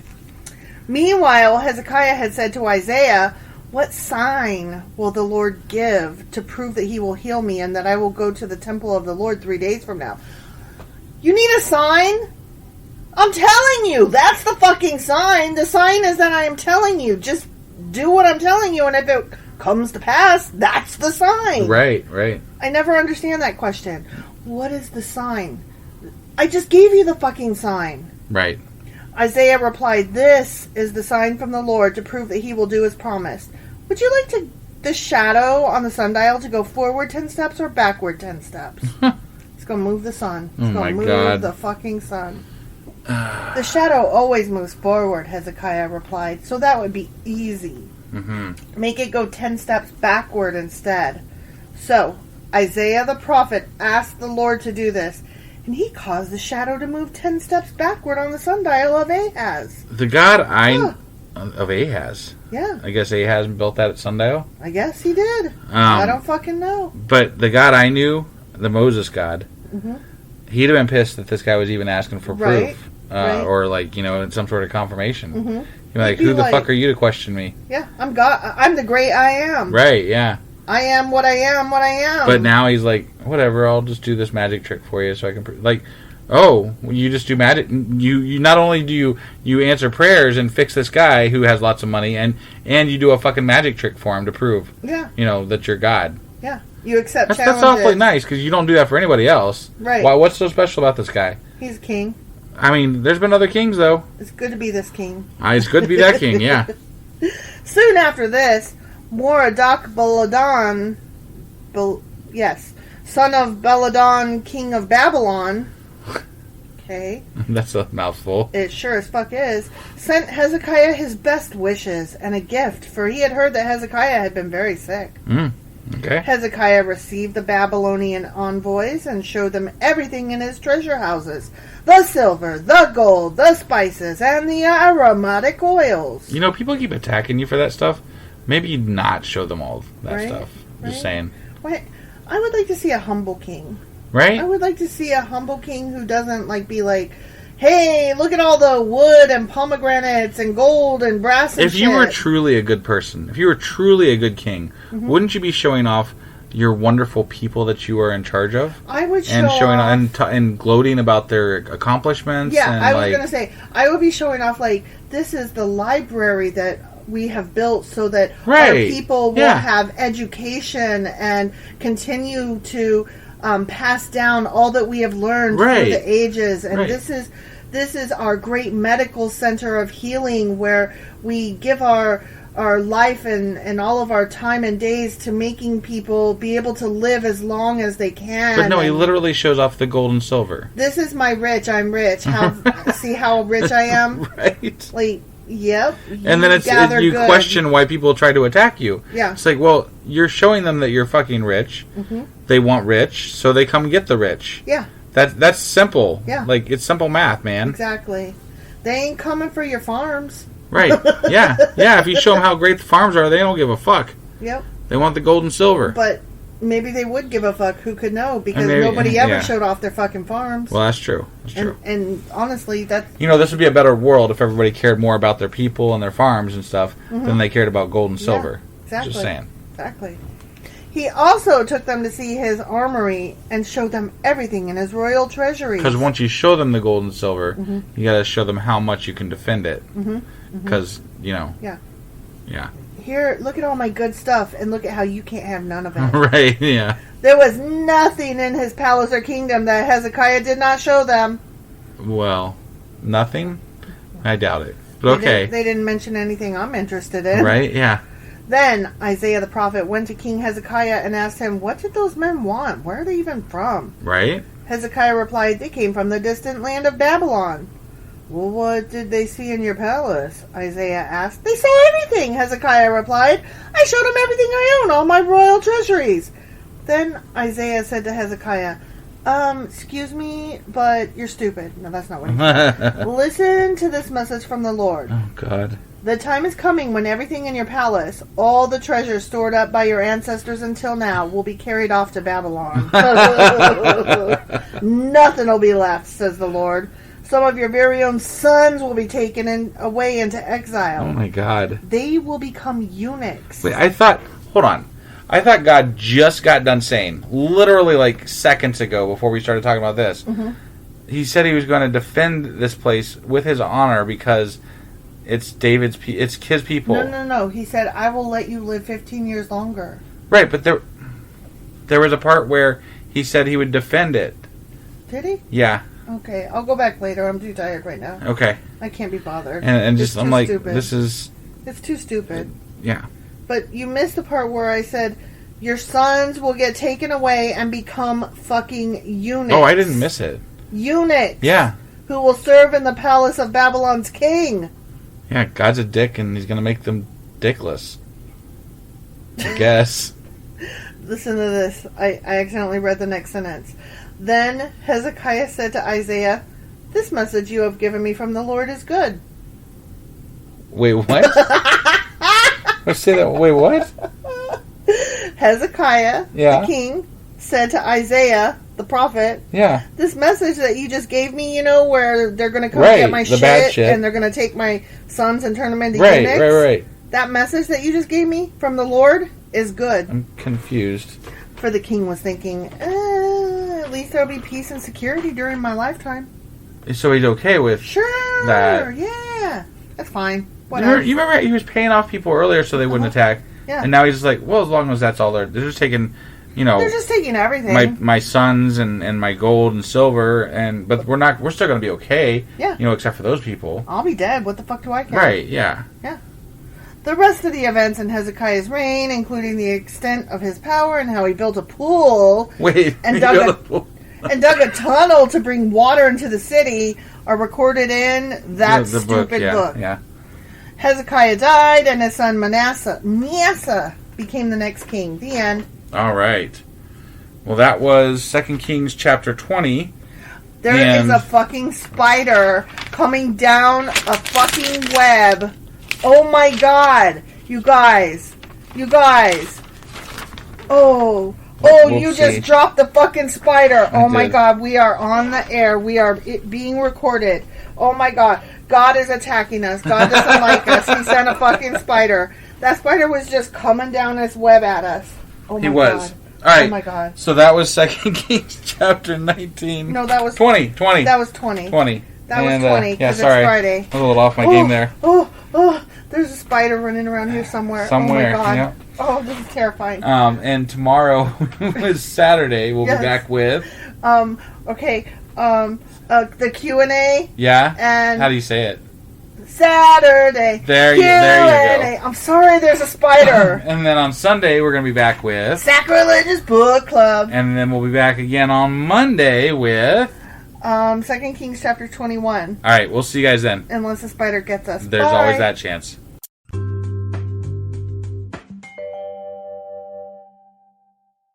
Husband. Wife. Do you know what today is? I do. What is it? It's something. Saturday Q&A. That is correct. Do you know what we're queuing? I have no idea. I thought we would talk about that altar. And that altar. Remember when Ahaz went and was like, your altar is so fucking cool, I need one just like it. Yeah. Yeah, I thought we'd talk about that a little bit. All right, yeah. And also the bathtub, the hot tub that he got rid of. The sea? Yeah. So we talk just a little bit about that too. Okay, sounds good. Cool. Yeah, so let's go ahead and get on into it. Yeah, let's get into do it. All right.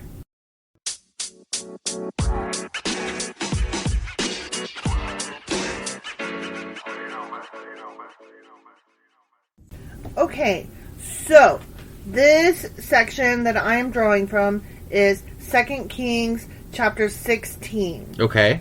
And the question was, why did Ahaz copy the altar he saw in Damascus? Okay, yeah. Remember he went there? He and loved was that like, thing, yeah. It is so cool. And so he gave his guy exact measurements and was like, right, hurry up, go home and make this shit. Got to have me one. Gotta have it. Yeah. This is the coolest altar I ever saw. Right. And then his builder guy had it all set up so that when Ahaz got back home, it was already there. Yeah. Yeah.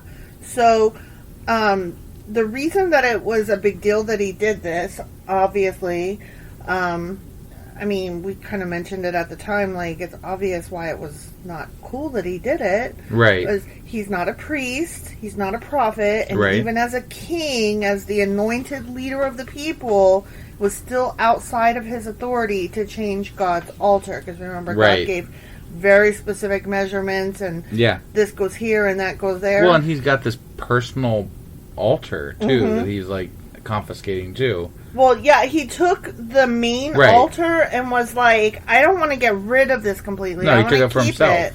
Yeah, he, like, moved it, put that one in the corner. I'm still going to use it. Right, it's crazy. Yeah. Like, wow. So, what I had suggested at the time was he probably was doing this as, like, a business deal. Because, remember, he had just got help from this guy. Okay. And, instead of turning to God and saying, oh my goodness, please help us, he turned to him and was like, can you, like, help us and I'll give you all this gold and whatever? Sure. And the guy was like, sure. Right. And then so Ahaz was like, awesome, thanks.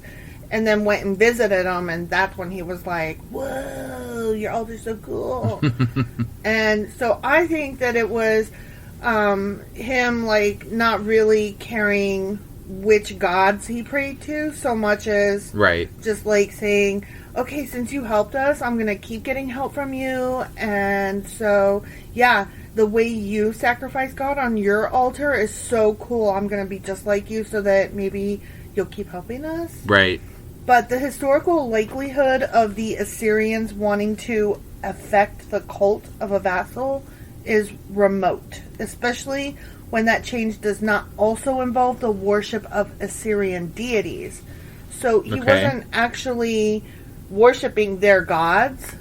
He was just emulating, going through the motions, and still doing his own god. Okay. But on their type of altar. Okay.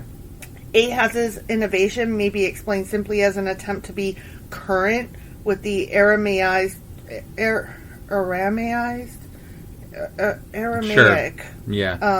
cultic way of doing things of the Assyrian Empire. So basically, I want the cool new altar. Yeah, he was like keeping up with the Joneses. Right.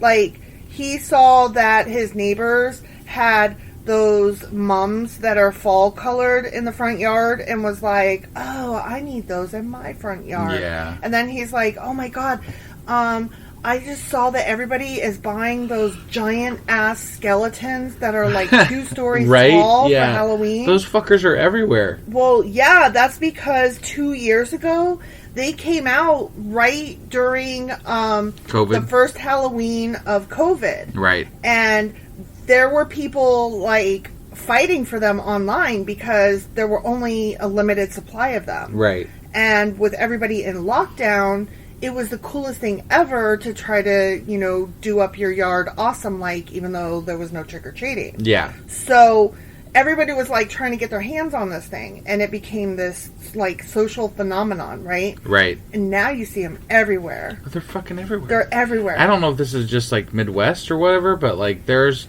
giant goddamn skeletons everywhere. Everywhere.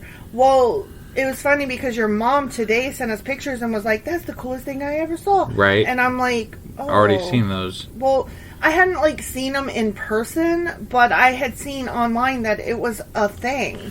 Well, there's been one up the, like, just heading out towards the other town. There's one in Miamisburg, like, and then there's another one, I forget where. Well, there's one heading out towards Gratis. Oh, okay. And there's one near where your brother lives now, he said. Right. So, I mean, it doesn't surprise me that we're seeing them now because now you can get them. Right. But it's funny because, like, the seeing them in person came behind the everybody needs one and can't get one. Well, didn't you tell me that there's, like, whole threads on what to do with them and all kinds of stuff? Yeah, because after that Halloween passed, everybody was like, fuck me, how do I store this now? Like, what do you do with it? And they're like, never mind, don't store it. Yeah, so there was, like, a whole bunch of people that, like, there were all these TikToks and YouTube videos on, like, different ways to decorate it throughout the year.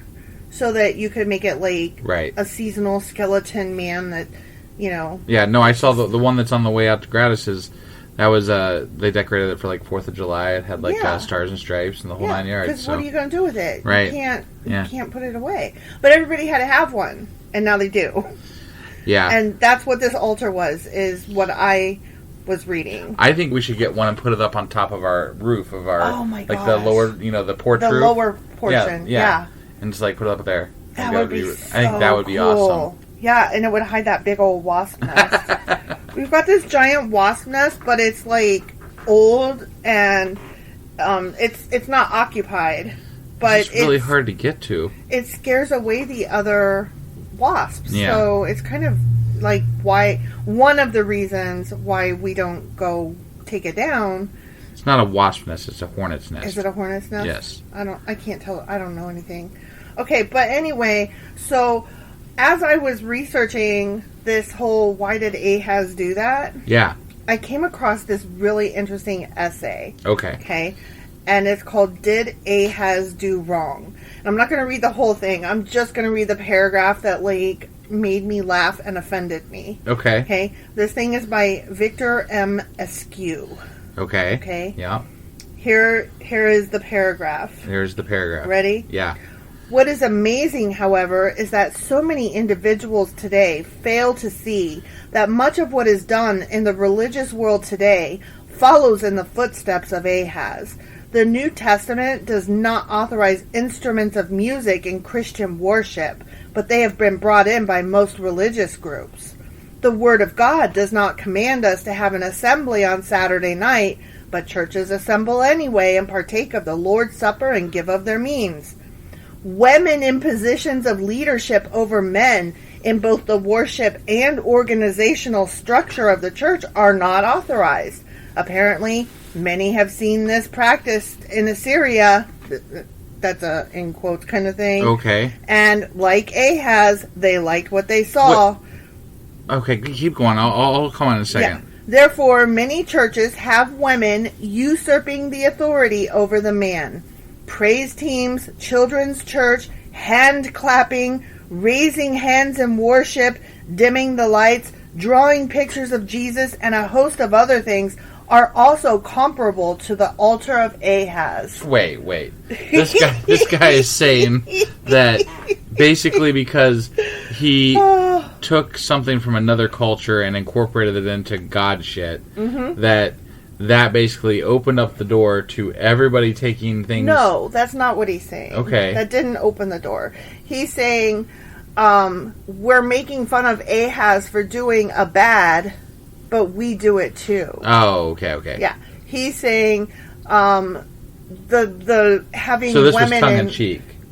No. Oh. He's criticizing Christians for for allowing these things, because you're only supposed to obey God's exact rules, not add to them. I struggle, having read the Bible thus far to where we're at, understanding exactly what God wants a lot of the time. Right. And honestly, his rules change depending on which book you're reading. Yeah. Especially between New Testament and Old Testament. Sure. I mean, yeah. So, I'm not really sure what... Well, it doesn't say you're supposed to have a music band. Right. So you're not supposed to add to it and have a music band. Get music out of church right now. We were just talking about this tonight, though. And people take whatever they feel like taking from the Bible and make it what they want it to be.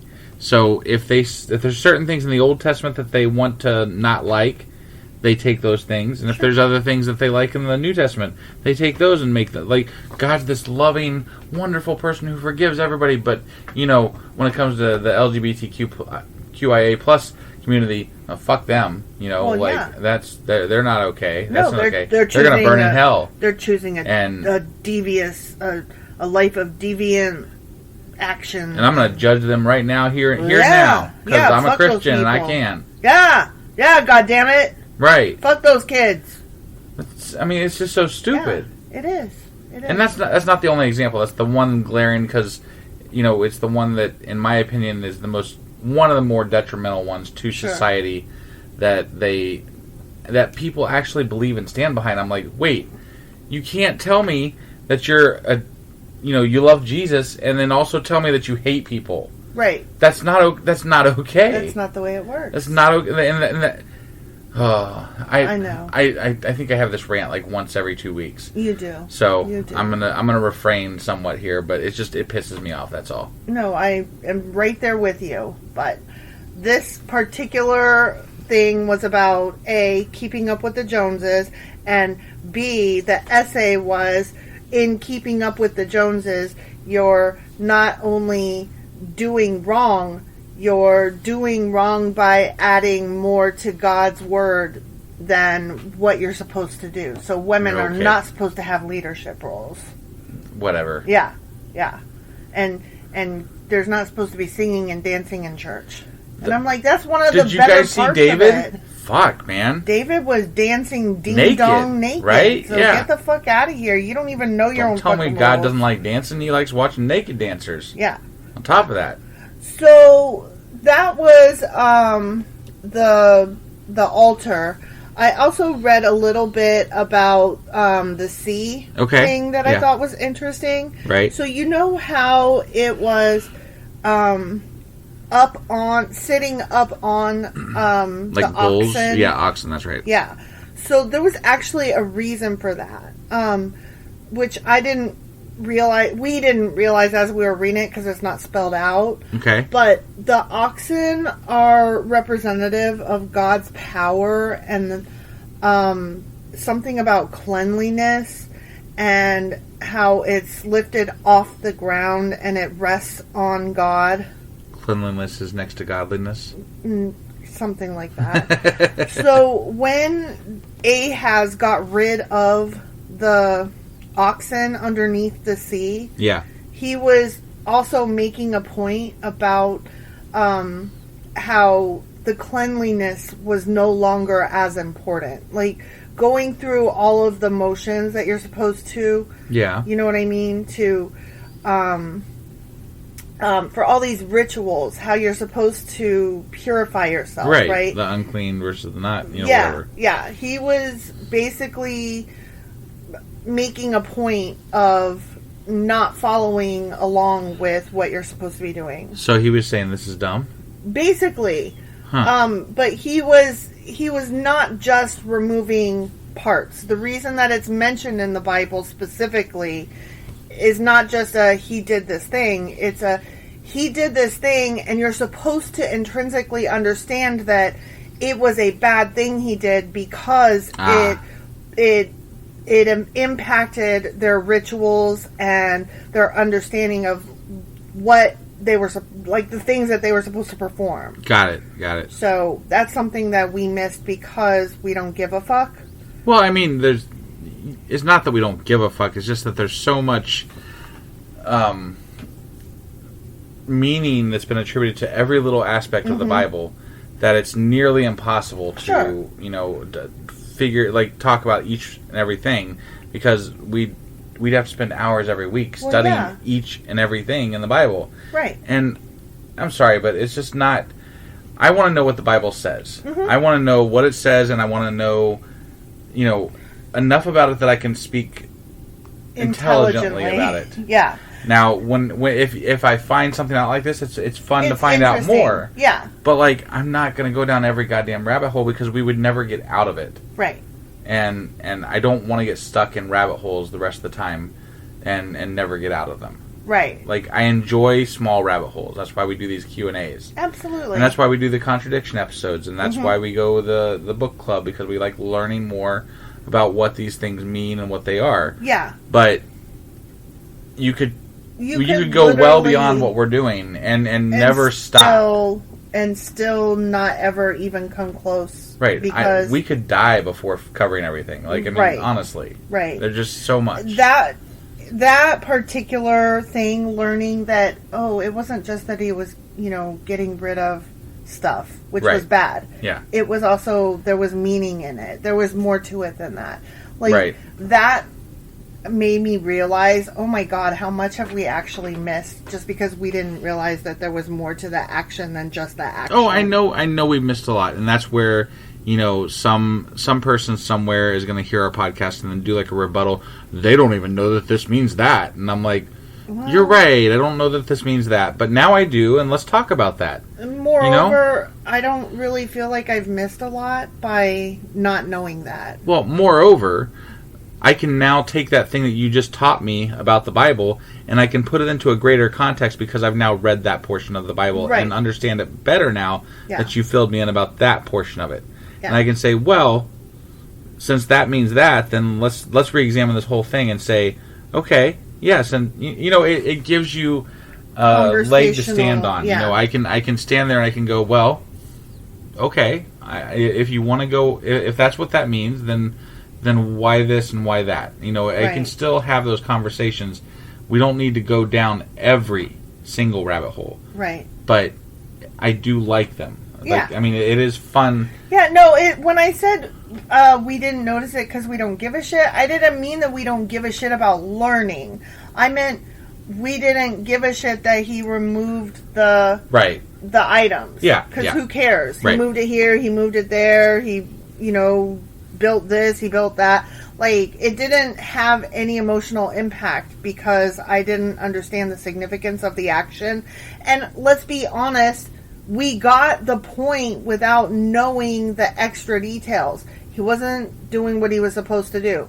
And even without knowing all the extra details of why it was bad, we understood that copying the altar from another land... Right. We knew that was not okay. We didn't need to understand why necessarily. Well, and just in case there is any confusion, if you follow us through this entire podcast and finish to the very end with us, we will not be issuing you a doctorate in religious studies. No. So just to be clear. Hell no. You won't even come close to knowing stuff. You'll probably have lost IQ points. Well, honestly. I don't know about that. I Maybe. mean, I feel like You'll know more about Ghostbusters. Definitely. There's that. But I feel like from reading the Bible, I have gained IQ points in the history and the details that I've picked up. Yeah. The knowledge. But I also feel like I've lost IQ points in the religious ridiculousness. Right. And the bad storytelling and the nonsense.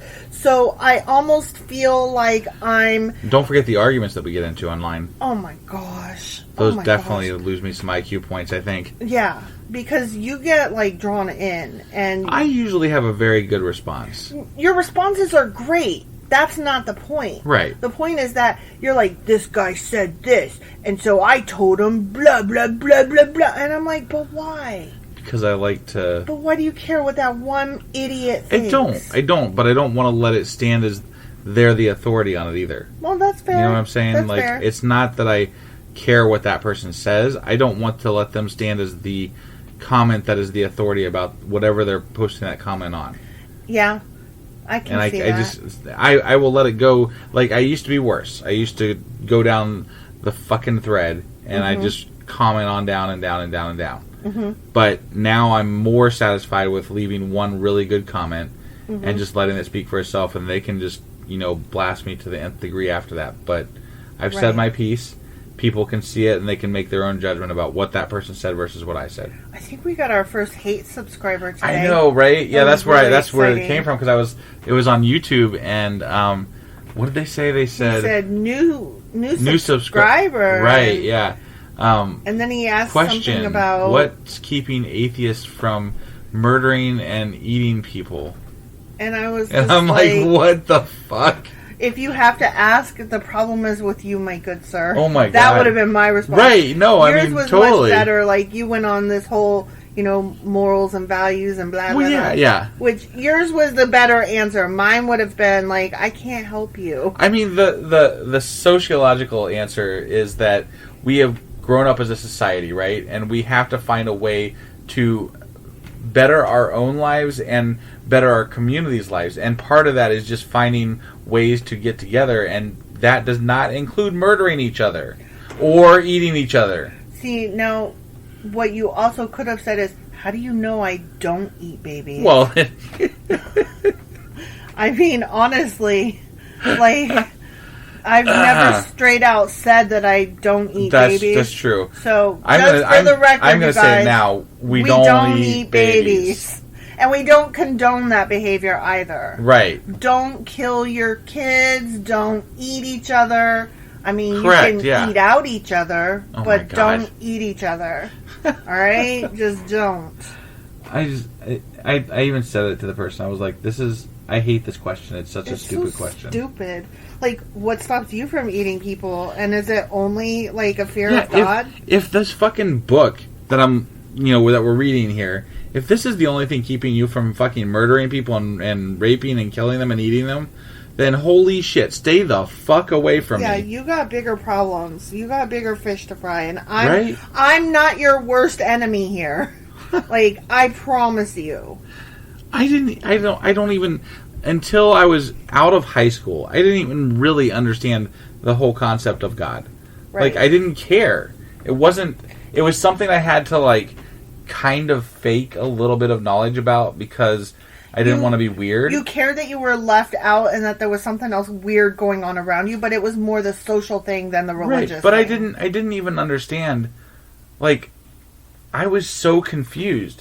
What the fuck is this magical thing that doesn't do any magic? Right. And why is everybody so bent out of shape about it? And why does it affect so many... I didn't get it. Right. I still don't get it. I'm like, this is dumb. It is dumb. Why do these people fight over which fucking church to go to and who's more right than the other person? I don't give a fuck. Mm-mm. Whatever. Yeah. I've never... Lots of whatever. Never needed God. Never. Right. And I don't understand this... I've never fought for the side of atheism before either. Before we started this podcast, so I never knew that these things got said to atheists. Right? Really. Yeah. Like I've always just kind of kept it quiet that I was an atheist, But now that I'm like out there in the community, I'm like, wow, people say some really fucked up shit. I had no idea that Christians actually think that atheists eat babies. Right? And I'm like, have you read your own book? Y'all are the ones eating babies. Right. My goodness. Yeah, it's true. Wow. It just blows me away. Every time they open their mouths about something they think that we do and what we stand for, I'm like, you have no idea what it's like to be a human. Right. Like, none. Yeah. Yeah. And I'm going to say this, too. Like, there's a lot of people that we talk to that have come from religion into atheism. And I fully respect that. Like, and even friends that we know that have done the same thing. And it's like, that's amazing, and it's a long journey, and I get that at some point you were like these other people saying these things. It just boggles my mind as a non-believer and lifelong non-believer how you get to that point ever. Right. And I know it's about indoctrination. I know it's about more than, whatever, but it's hard for me to understand. And I still struggle with people that say these things to me because I'm like, I don't get it. Like, is that for I'm like, real? are you for real? Like, is that what I you literally really think? Do you remember when we first got doing this and there was somebody would say one of these things to me and I would just like laugh thinking it was a joke. Right. Like literally thought it was a joke. Yeah. And I'm like, oh wait, no, they're fucking serious. They really. I'm like, they really just said that shit. Yeah. And I'm like, it's so. I'm out of words. People are just weird and dumb. They really are. That's what it comes down to. Yeah. But that was the Q&A for today. Yes, we're gonna wrap that up then. We're gonna wrap that up. All right. Well, put a big fat bow on it. We will be back tomorrow with Sacrilegious Book Club and the weekly wrap up. Yes, and then Monday we'll be back with the 21st episode type thing. Yes, 2 Kings chapter 21. Yeah, that one. All right, we'll see you guys. Bye.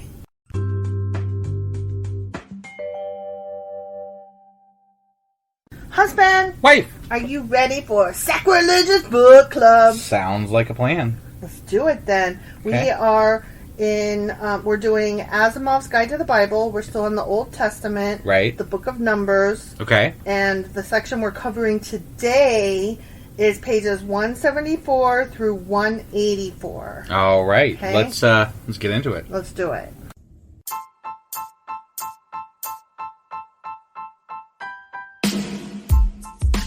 Hey, wife. Yes, husband.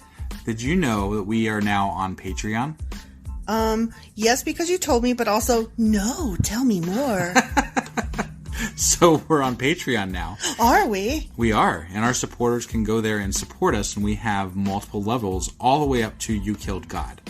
That sounds really drastic and escalated quickly-ish. Well, no, there's multiple levels before there, so it escalates on a sliding scale of, cheap to not cheap. Oh. But, we can definitely use any amount, so, any support is always appreciated. So, what exactly is Patreon? It's a place where you can show your support for our podcast. And just our podcast? Any podcast or any performer. But, we're the ones that, you're listening to right now. So maybe you should, support us. That'd be awesome. That would be awesome. But we love you anyway. So all you got to do is go to Patreon, look up Sacrilegious Discourse. It's actually patreon.com/sacrilegious discourse is our actual main page there. So head on over and send us some love. Yeah. Okay, so we are going to start on page 174. 174? With the Serpent of Brass. Ah. Yeah, remember I told you we were going to talk about that? Yep.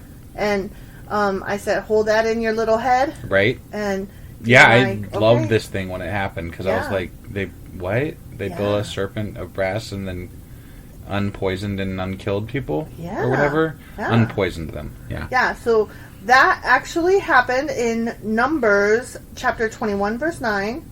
A plague of serpents harassed the Israelites so that Moses made a serpent of brass and put it upon a pole. And if a man bitten by a serpent saw the brass serpent, then that man lived. Right. Yay. It's crazy. So Asimov points out that this is called sympathetic magic, where like affects like. And he compared it to like voodoo. Got it. Like sticking a pin and then a mago will impact the person represented by that avatar of them. Sure. So this is what he specifically says, okay? Yeah. The use of the serpent, as described in this verse, is rather similar to the principles of homeopathic medicine, which follows the, quote, hair of the dog that bit you sort of reasoning. Okay.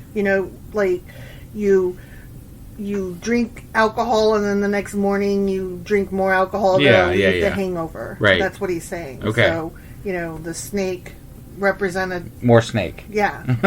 Yeah. You scared a snake? More snake. Okay. Okay. Yep. So then he says later, the serpent is a particularly important animal in religious ritual, whether for good or evil.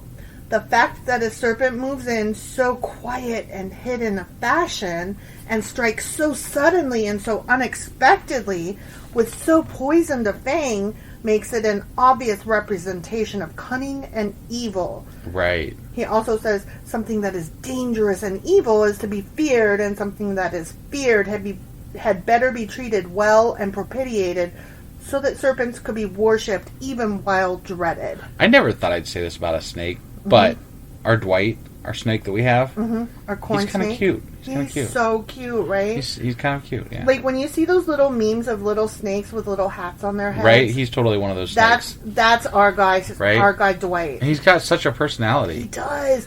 And okay, snakes aren't supposed to like respond to you, like if you call their name. Bullshit. But this snake, like literally when I walk in the room, if I'm not saying anything, he might peek his head out, he might not. But if I call him Dwight, he comes out. He comes out of his he's little like, hide. What you need? What's up? What's up, like, man? What, Mom?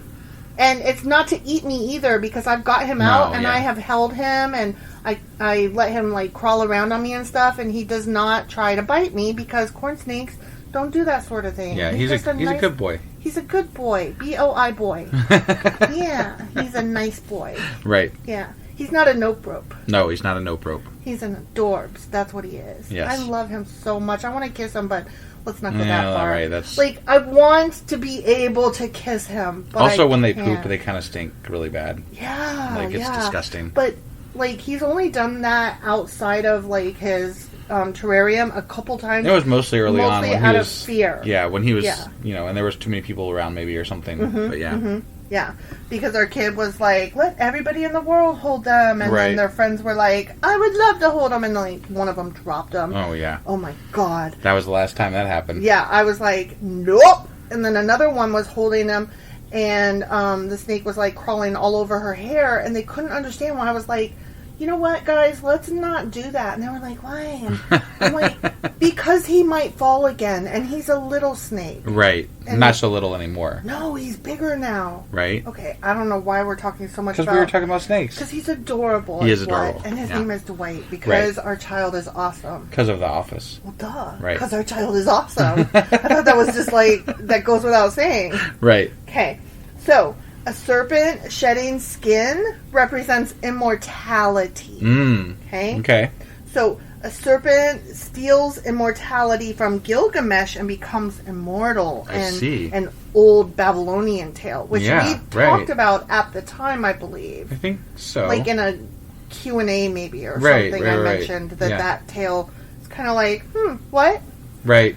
And a serpent steals immortality from Adam and Eve, too. But...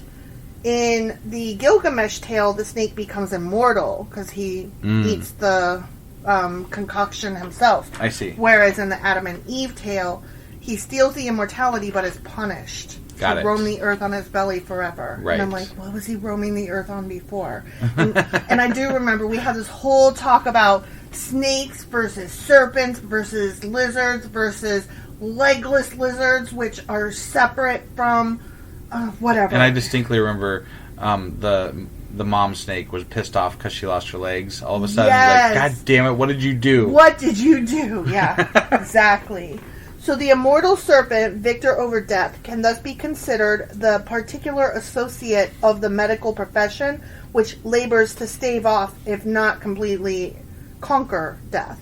That's the relation. I remember we couldn't quite get but why? It doesn't make sense. Right. And it's because when the snake sheds its skin, it's a sign of its immortality, so they thought. Right. And being reborn, and so it's conquered death, and that's what the medical profession does, is at least stave off death. They also believed in God, so I mean, Right, true. But I'm just saying, that's what that leap was. Right. Okay, so Asimov goes on later on as Yahvism, meaning the people who followed Yahweh, grew stronger and more uncompromising. The serpent of brass, worshipped by the people, came under sharper and sharper disapproval.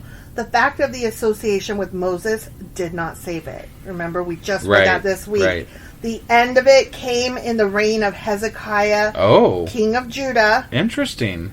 Well, do you remember he in was... 2 Kings, chapter 18, verse 4, goes, when Hezekiah destroyed the serpent, he countered the shot. Okay, I'm sorry. This is not a reading of that verse. This is a quote of Asimov referring to that. Okay. When Hezekiah destroyed the serpent, that brass serpent, he countered the shock of the populace by contemptuously labeling the object as of no ritual value at all, but as nothing more than a piece of brass. So, because I don't know if you remember the verse, but he was like, this is just brass, whatever. Right. And so that's why he did that, because he was legit trying to say, no, we're not doing things this old pagan way no more. Right. Well, and the fact that they, it's very idolish, and the fact that they had it out, right after Moses got the Ten Commandments about no idols and shit like that. I remember there were certain things, as we were reading through the Moses' bit, where they had some idols, and we're like, wait, they just said don't do that, and now they're doing that, so... And then they did it all the time, but, whatever. Well, we're going to get into that a little bit here. Okay. I'm going to tell you more about that, okay? Which I found some of this just, extremely fascinating. Yeah. As I do. Okay, but that's that section, okay? The brass serpent. Okay, now we're reading about Sihon on page 176. Okay. Okay, and this is getting into Numbers chapter 2, verse 26. And the reason that I say these is just so that you know kind of where Asimov is in the Bible as he's talking about this shit. And then you can go back and listen to our, version of it back then. Yeah, if you did not get a chance, we often refer to things that we've already read. Because our reading of the Bible is much further ahead. We are in 2 Kings now. And Asimov is only in the book of Numbers. Right. So, which we may have to slow down at some point because we're going to catch up too far. Yeah, the next book after this, Exodus, Leviticus, Numbers, what comes? Deuteronomy. Right. Is what's next? After Numbers? Sounds right to me. Well, whatever book we're reading after this, or whatever book Asimov is covering after this, I looked ahead. And it's only 14 pages long, and so rather than splitting it up into 2 sections of 7 pages each, I'm just going to do the whole thing in one sitting. So yeah, we're going to catch up quick to where we are. In which case we might pause it for a bit. We will definitely pause it for a bit. Okay, so anyway, Sihon was the king of the Amorites, okay, and he took the land of the Moabites. He was like, fuck y'all, I'm at war with you, give me that. Right, okay? Now, hold that in your head because I'm going to come back to that in just a little bit. Okay. So, Asimov says, his attack against the Moabites may have represented the last successful action of the Canaanites against the remorseless pressure of the various Hebrew tribes.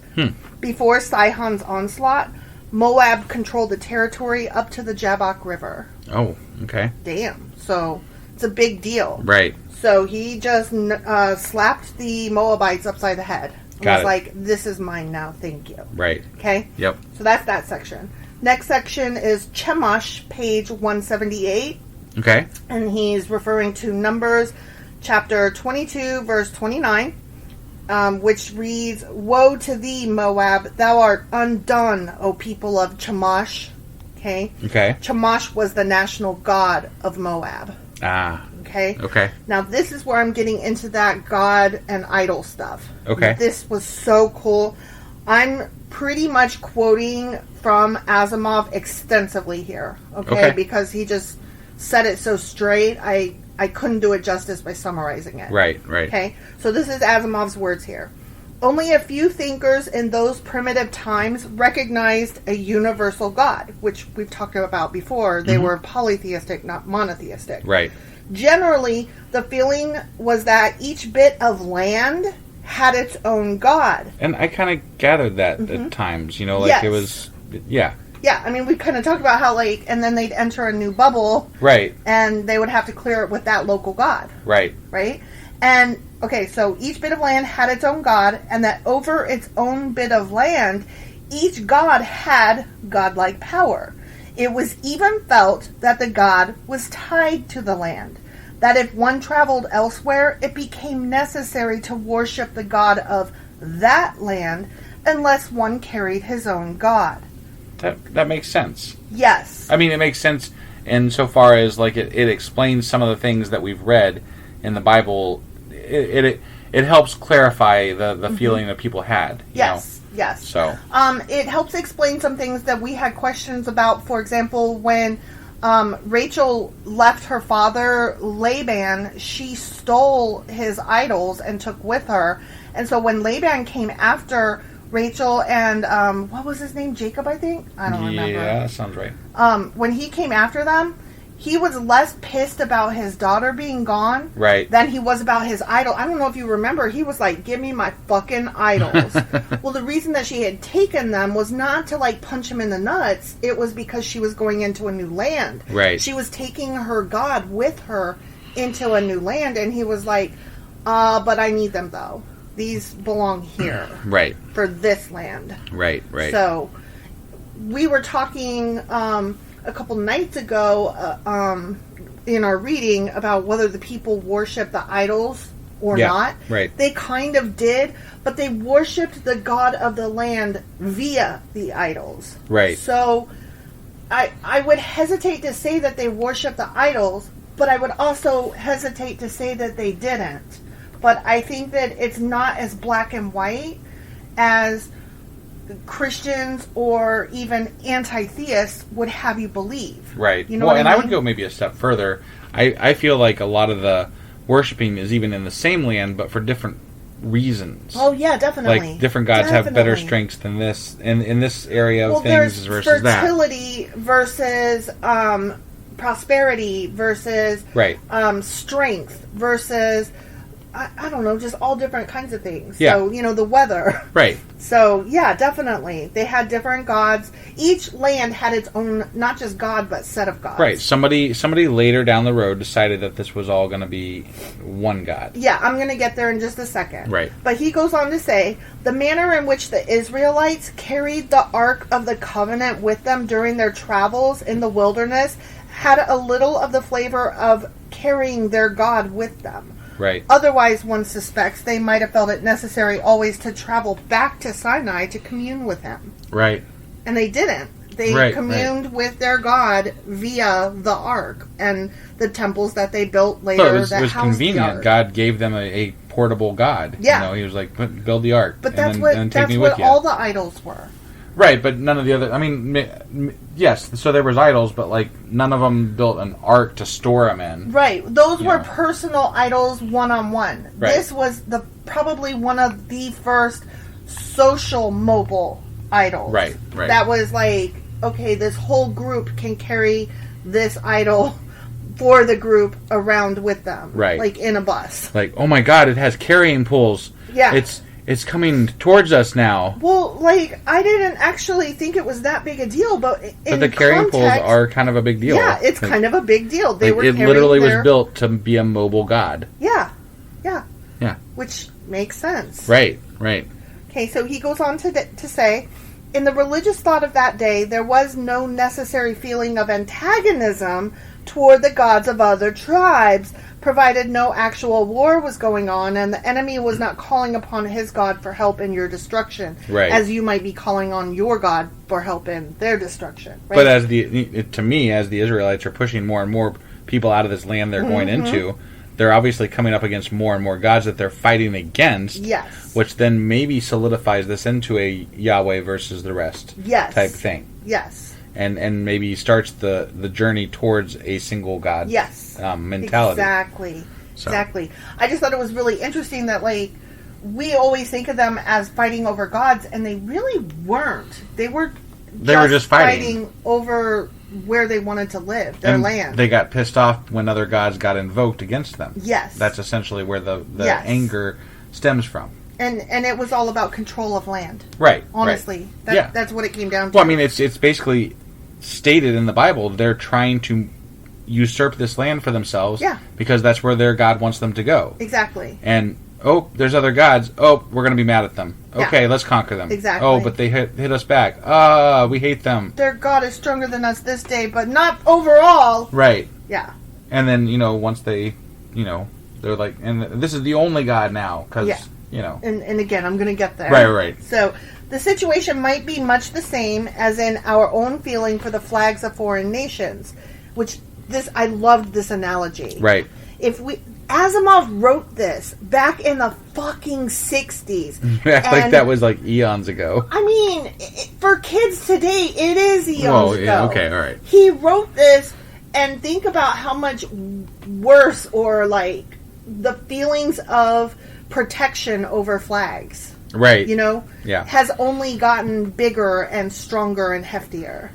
It depends on who you ask, actually. I mean, yes, I would agree with you to an extent, but like my feeling about nationalism was stronger when I was younger, versus now it's not as much. Okay, but the flag means something different now than it did when we were kids. Right. That's what I mean. Yeah. Okay. If we are at peace with a foreign nation, international usage requires that. I'm sorry, this is Asimov saying. Yeah. Requires that we treat its flag with decent respect, even in our own land. Right. Like, we would never drag somebody else's flag through the mud. We'd never let it touch the ground. We would still fold it properly and have respect for it because it is representative of those people. This is where Asimov fails because he's not in the year 2022 where people wear American flag bandanas. Yeah. I do wonder what he would say with that. Right? Yeah.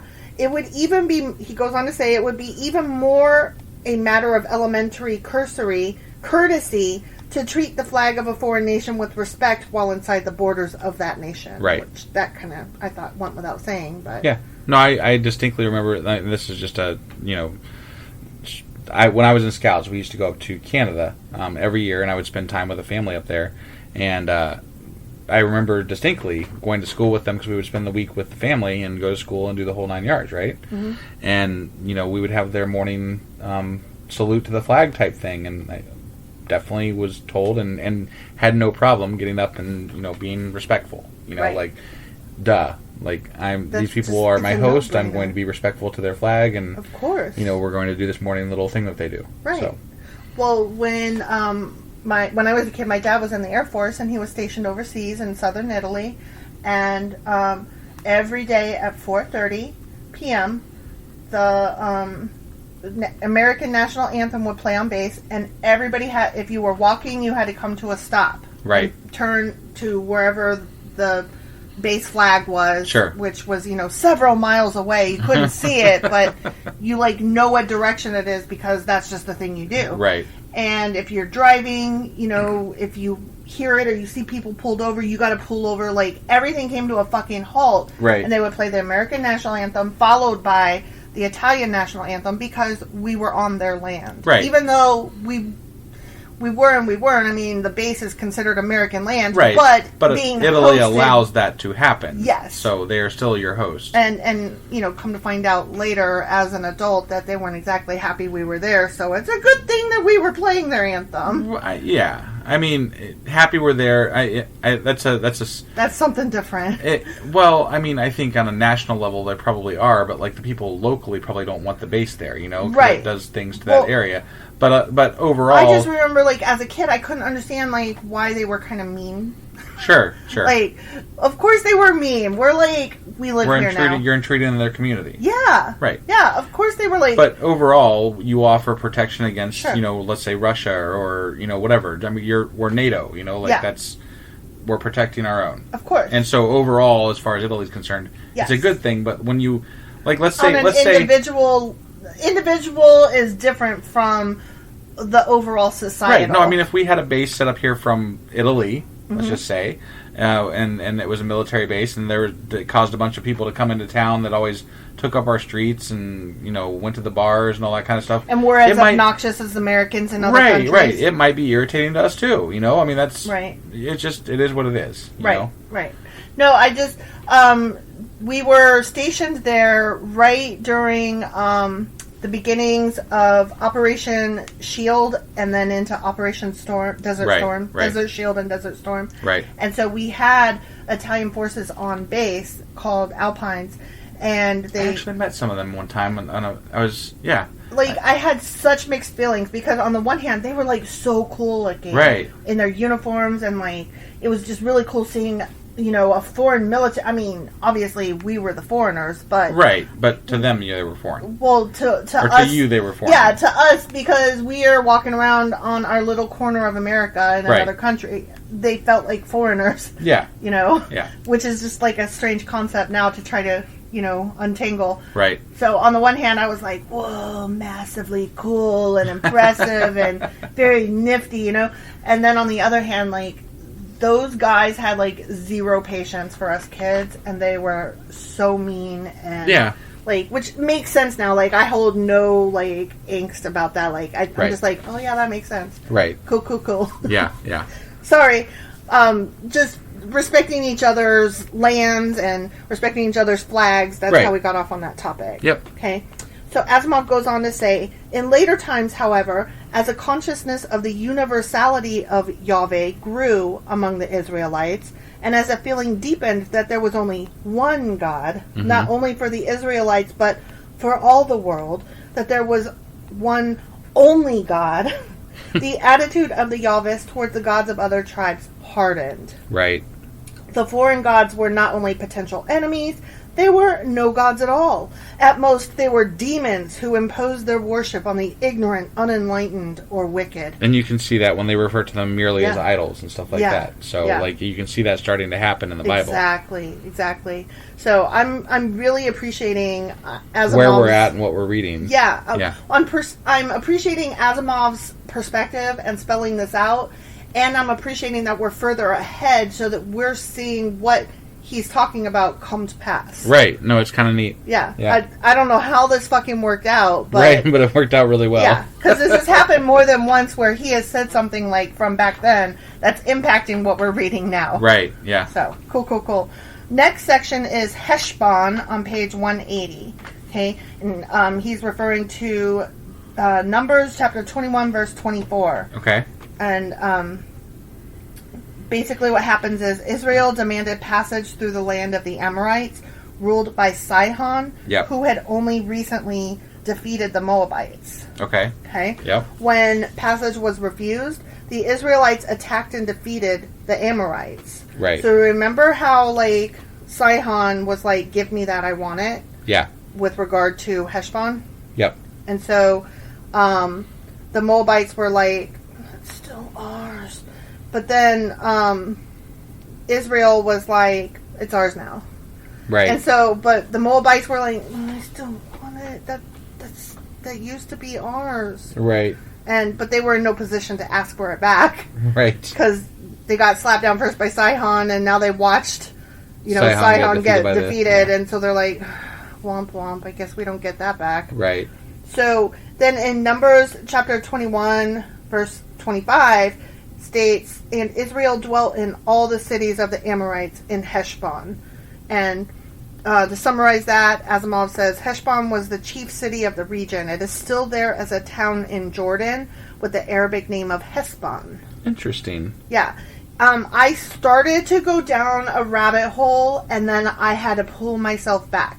So there is a group of people, it's a very small group of people who resides there called Druzes or Druses. Okay. Asimov referred to them as Druze, as the Druze. But then when I looked it up, Wikipedia calls it the Druze. So I'm wondering if it's one of those American versus British things, where the S versus the Z sometimes happens. Yeah. But anyway, these guys, they're so fucking cool. I'm gonna have to look into them at some point and do this whole rabbit hole on them. But they were basically these mercenaries who were for hire, right? All the time. I mean, that's what a mercenary is. So anyway, they were always getting hired out, and people got sick of them because they. This is before they were called the Druze. Okay. Yeah. I'm telling you how they got there. Sure. So these guys, everybody was sick of the mercenary people that they were, whatever group of people they were, because you would hire them and they would help you defeat your enemy, but then no matter what kind of deal you made with the people that you hired them from, these motherfuckers would come in and they would loot and pillage and rape and just like they'd be like, wow. We love a good fight. Yeah, hell yeah, we will fight for you. Pay me. Thank you. And now I'm going to go finish the job even more than you wanted. Right. So everybody left, right, up and down was like, fuck these motherfuckers. Oh my God. But we need help. So pay them, I guess. So what they did, like, they all kind of like gathered together and like pushed them out. Got it. So eventually these guys ended up like in this little area of Heshbon. Okay. Yep. And surrounding areas, I think Lebanon was one of the places that they named. I'm terrible with a map. I think that was one of them. The Jordan River, I think, was like all that area. Well, they were in Jordan, so yeah, that makes sense. Right. So anyway, okay. So these guys are living their best life there, okay? Okay. And they're just trying to be left alone. So then they've got people from the north coming down going, you're going to believe in this God. And then they've got, like, Christians from the south coming up going, no, you're going to believe in our God. And they're like, we just like to pillage and rape. Right. We're not really about God, okay? Yeah. So what they did was they hired all of these different, like, a council of religious leaders. Okay? To come in and, like, say, okay, talk to us about all these religions. Right. And so now they are more into, like, enlightenment and spiritualism. Really? Yeah. So what they did was, this sounds cool, what they are now. What they were at the time was, how can we get out of having to choose sides? Because these motherfuckers' religions are both, like, not what we want. And if we pick one over the other, it's going to offend and cause war. And This may sound weird, but, like, it's a thing in, like, fantasy things where you would have druids. Mm-hmm. And the name sounds similar. Is it, like, maybe based on these guys? I have no idea. Okay. I have no fucking idea. That was just, like, a real stretch for me, but I just kept thinking about it because of the name. And, like, then when you said the spiritualness and, like, how they changed because they're like, fuck these gods. Yeah. I'm like, maybe they went back to nature. Maybe these are the... I don't know. I don't know. And you know what? It is entirely possible because, like I said, I had to pull myself out of what I was looking at. Sure. It is entirely possible that I'm confusing two entirely different people and making them into one. Right. Okay? I got you. I'm putting that out there. But it was so fucking cool because now these guys, whatever they're called, they have, like, this book called, like, the Epistles of Wisdom or something like that. Wait, they have a book? Yeah. Is it, like, available? I tried to find it. I told you I was in a rabbit hole. I couldn't find it. Like, it's not available through the library. I couldn't find it on Amazon. I did not do... Those are the only two places I looked. I will do a deeper dive. I'm telling you. Now I'm really curious. I know. I'm like, a book? What? Yeah. A book? Yeah. There is a book on their belief system, which, again, is just so not... They do believe in various prophets... Okay. Among which are, like, Jesus and Noah and Muhammad and... Really? Like, they basically took all of the religions and made a soup of them and took all the best parts and were like, all your heroes, all of the guys that you think are all magical, and all of your prophets, they're all on equal footing with us. Oh. And I was like, oh my God, I need to know more. And I was, like, so excited that I was like, okay, stop.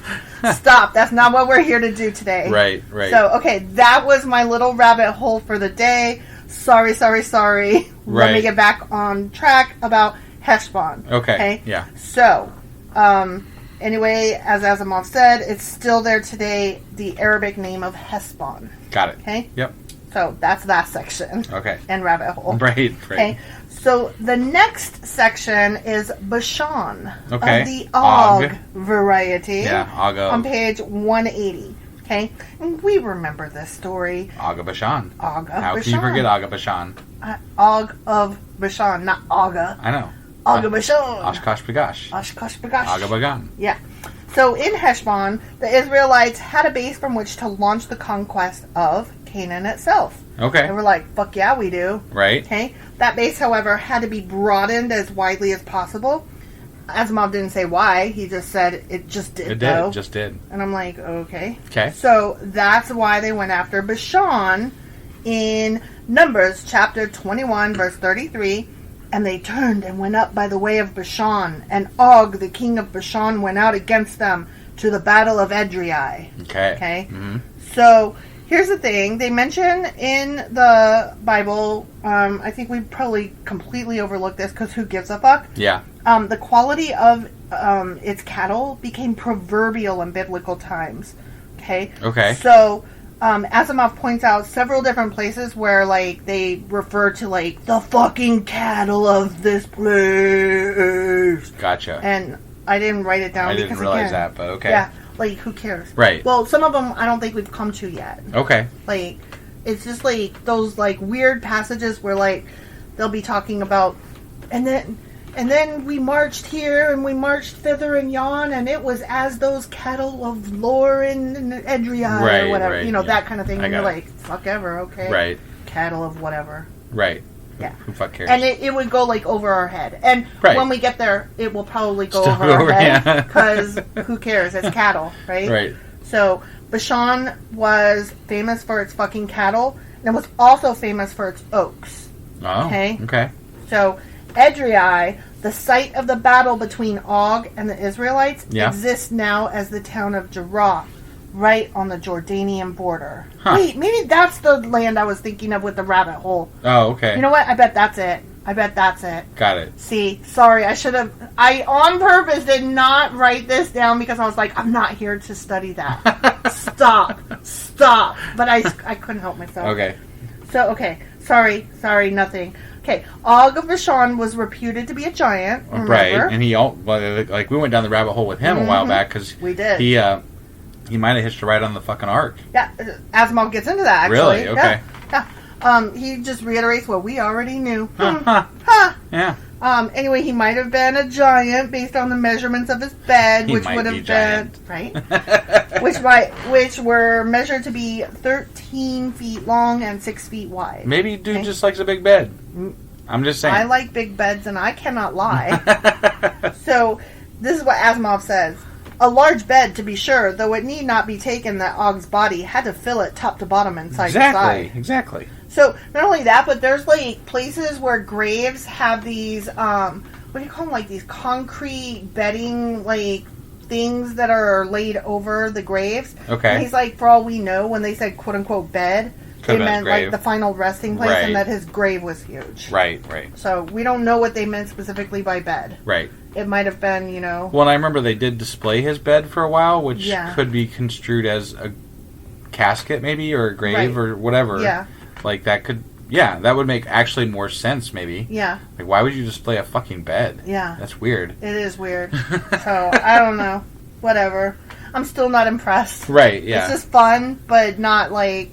Sure. Whatever. Right. So, Asimov goes on to say, later rabbinical writers expanded on Og's size and made him the last of the Nephilim who lived before the flood. To survive the flood, however, Og would have had to be in Noah's Ark, into which he could not fit. The legend makers have it then that he sat astride the ark and was fed by Noah till the waters fell. And then he goes on to say, Greek myths had an ancient king Ogyges, who reigned during a great deluge. So Okay. we kind of talked about that a little bit, that they had, you know, a flood god guy back then too. Right. The manner of Og's legendary death is also dramatic. He raised a huge mountain to hurl at the Israelites and tripped and fell in the attempt.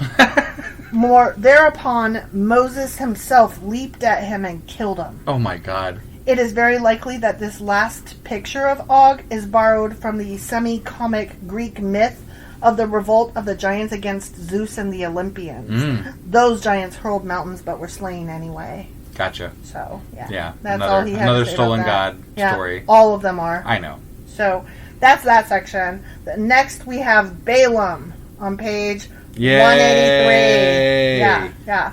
So, the fact that the Israelites conquered Heshbon and Bashan had Moab all scared. Moab was like shaking in his boots, and they were like, oh, fuck. Even though they hadn't been specifically targeted, they couldn't exactly be like, hey, can we have our Heshbon that you just took from Sihon? Right. Can we have that back? Yeah. So, Balak, the king of Moab, Balak. Sorry. Right. The king of Moab decided on a supernatural attack since he knew that, like, a physical attack wasn't going to work. Yeah. So that's why he went to Balaam. Right. Who was a well-known sorcerer or magician of his time, one who was believed to know the rites whereby supernatural help or harm could be called down, and who had demonstrated his knowledge and skill, at least to the satisfaction of common report. I just thought it was odd at the time, like he was somebody who was quote-unquote talking to God, and up until that point in the Bible, we're like, it's all Moses, Moses is the only one talking to God. Well, and then all of a sudden there's this guy just over there who's talking to God. Well, Asimov has some shit to say about him, which I found very interesting. So, Balaam's power was accepted even by the Israelites. And nowhere in the Bible is his power to bless and curse derided. So, yeah, he was there. He had this power, period, the end. He was strong, period, the end. Yeah. Okay? It is rather treated as a fortunate miracle that God chose to make Balaam's curses come to nothing, which, if you recall, was true, right? But I thought he didn't actually curse the Israelites in the end. Like God told him not to curse them. I thought that's kind of what happened, but that's what he's saying. Okay. It's like, whew, thank goodness God intervened. But then, this may not be covered in here. We might not be there yet. But I still remember, after this was all over, Balaam got killed by the Israelites, and I'm like, what? Well, that's going to be in a different section. Right. No, I know. I'm not covering today, but Asimov did say, and I'm almost done here, so just hang on, okay? Balaam served for hire. He was basically a mercenary, but, for God. But God's okay with this? I can't tell you that. God has mercenaries. The fuck? I cannot tell you that. Okay. I wasn't there, I don't know, and the Bible doesn't say. God, okay? Yeah, okay. The Bible doesn't say. Balaam served for hire and bestowed his blessings and curses, not necessarily as inspired to do so by God, but in response to the fees he was offered by those who wished to employ him. For this reason, the expression Balaamite is used to describe someone who uses religion primarily as a money-making device. Oh. So, now I have to start using that. Yes. I was like, awesome. That is fucking fantastic, because that's like a deep cut. Right? You know what I mean? You fucking not Balaamite. Not only did you cut them, but you're you cut them with their own shit. Yeah. And if they don't get it, then that's even funnier. Yeah. Because whatever, dude. You're a Balaamite. What? Exactly. Balaamite says what? Yeah. So that finishes my covering of Asimov. Was that one finished strong? Yeah. I like that one. That was good. We should just end it right here, don't you think? Well, I mean, I would like to. Oh yeah, we got to cover. Yeah. To say what I'm doing. Right. We got. I'm week. sorry. I wanted to end it so bad right there. No, we got to cover it. All right. I'm so sorry. No, it's all right. Next time we'll be finishing up the Book of Numbers, on pages 184 through 192. Okay. And those topics will be Baal, Pigsa, Unicorn, the Daughters of Moab, and Gilead. All right. And I was right. After that will finish the Book of Numbers, and then after that, the following week, we will do the Book of Deuteronomy, which is 14 pages. Got it. So got it. That's that. All right. Fucking Balaamite. Down with the Balaamites.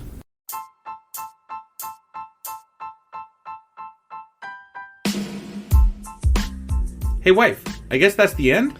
But husband, that's just sad. It doesn't have to be. We are on lots of social media platforms like Twitter. Our handle there is sacrilegious_D. For D's nuts. Oh my god. Stop doing that. Anyway, we're also on Facebook, Instagram, and Pinterest. There's a link to all of our social media sites at our website. Ooh, we have a website? Yeah, it's sacrilegiousdiscourse.com, where you can also find a link to our merch shop. We have a merch shop? Yep, we have podcast-themed clothing, mugs, notebooks, and more, as well as an atheist and science-themed products. Wow, our fans should really go check that out right now. Definitely. They can get in touch with us by sending an email to sacrilegiousdiscourse@gmail.com. But before they do that, we could really use some help. Oh yeah? With what? Well, it's not free running the podcast, and we need some financial support in order to get better equipment, which will free up time so we can concentrate on our podcast and our fans. Okay, so what should they do? Head over to patreon.com/sacrilegiousdiscourse and sign up as a contributor on our podcast. Supporters there receive additional bi-weekly episodes that we record just for our Patreon members for as little as $2 a month. Also, we'd really appreciate it if you would like and subscribe on whatever platform you're using. And Apple Podcast reviews help us out tremendously. Like and subscribe. Leave an Apple review. Join us on Twitter. Support us on Patreon. That's a lot of instructions. Don't forget to say thanks. Thanks. Okay, bye.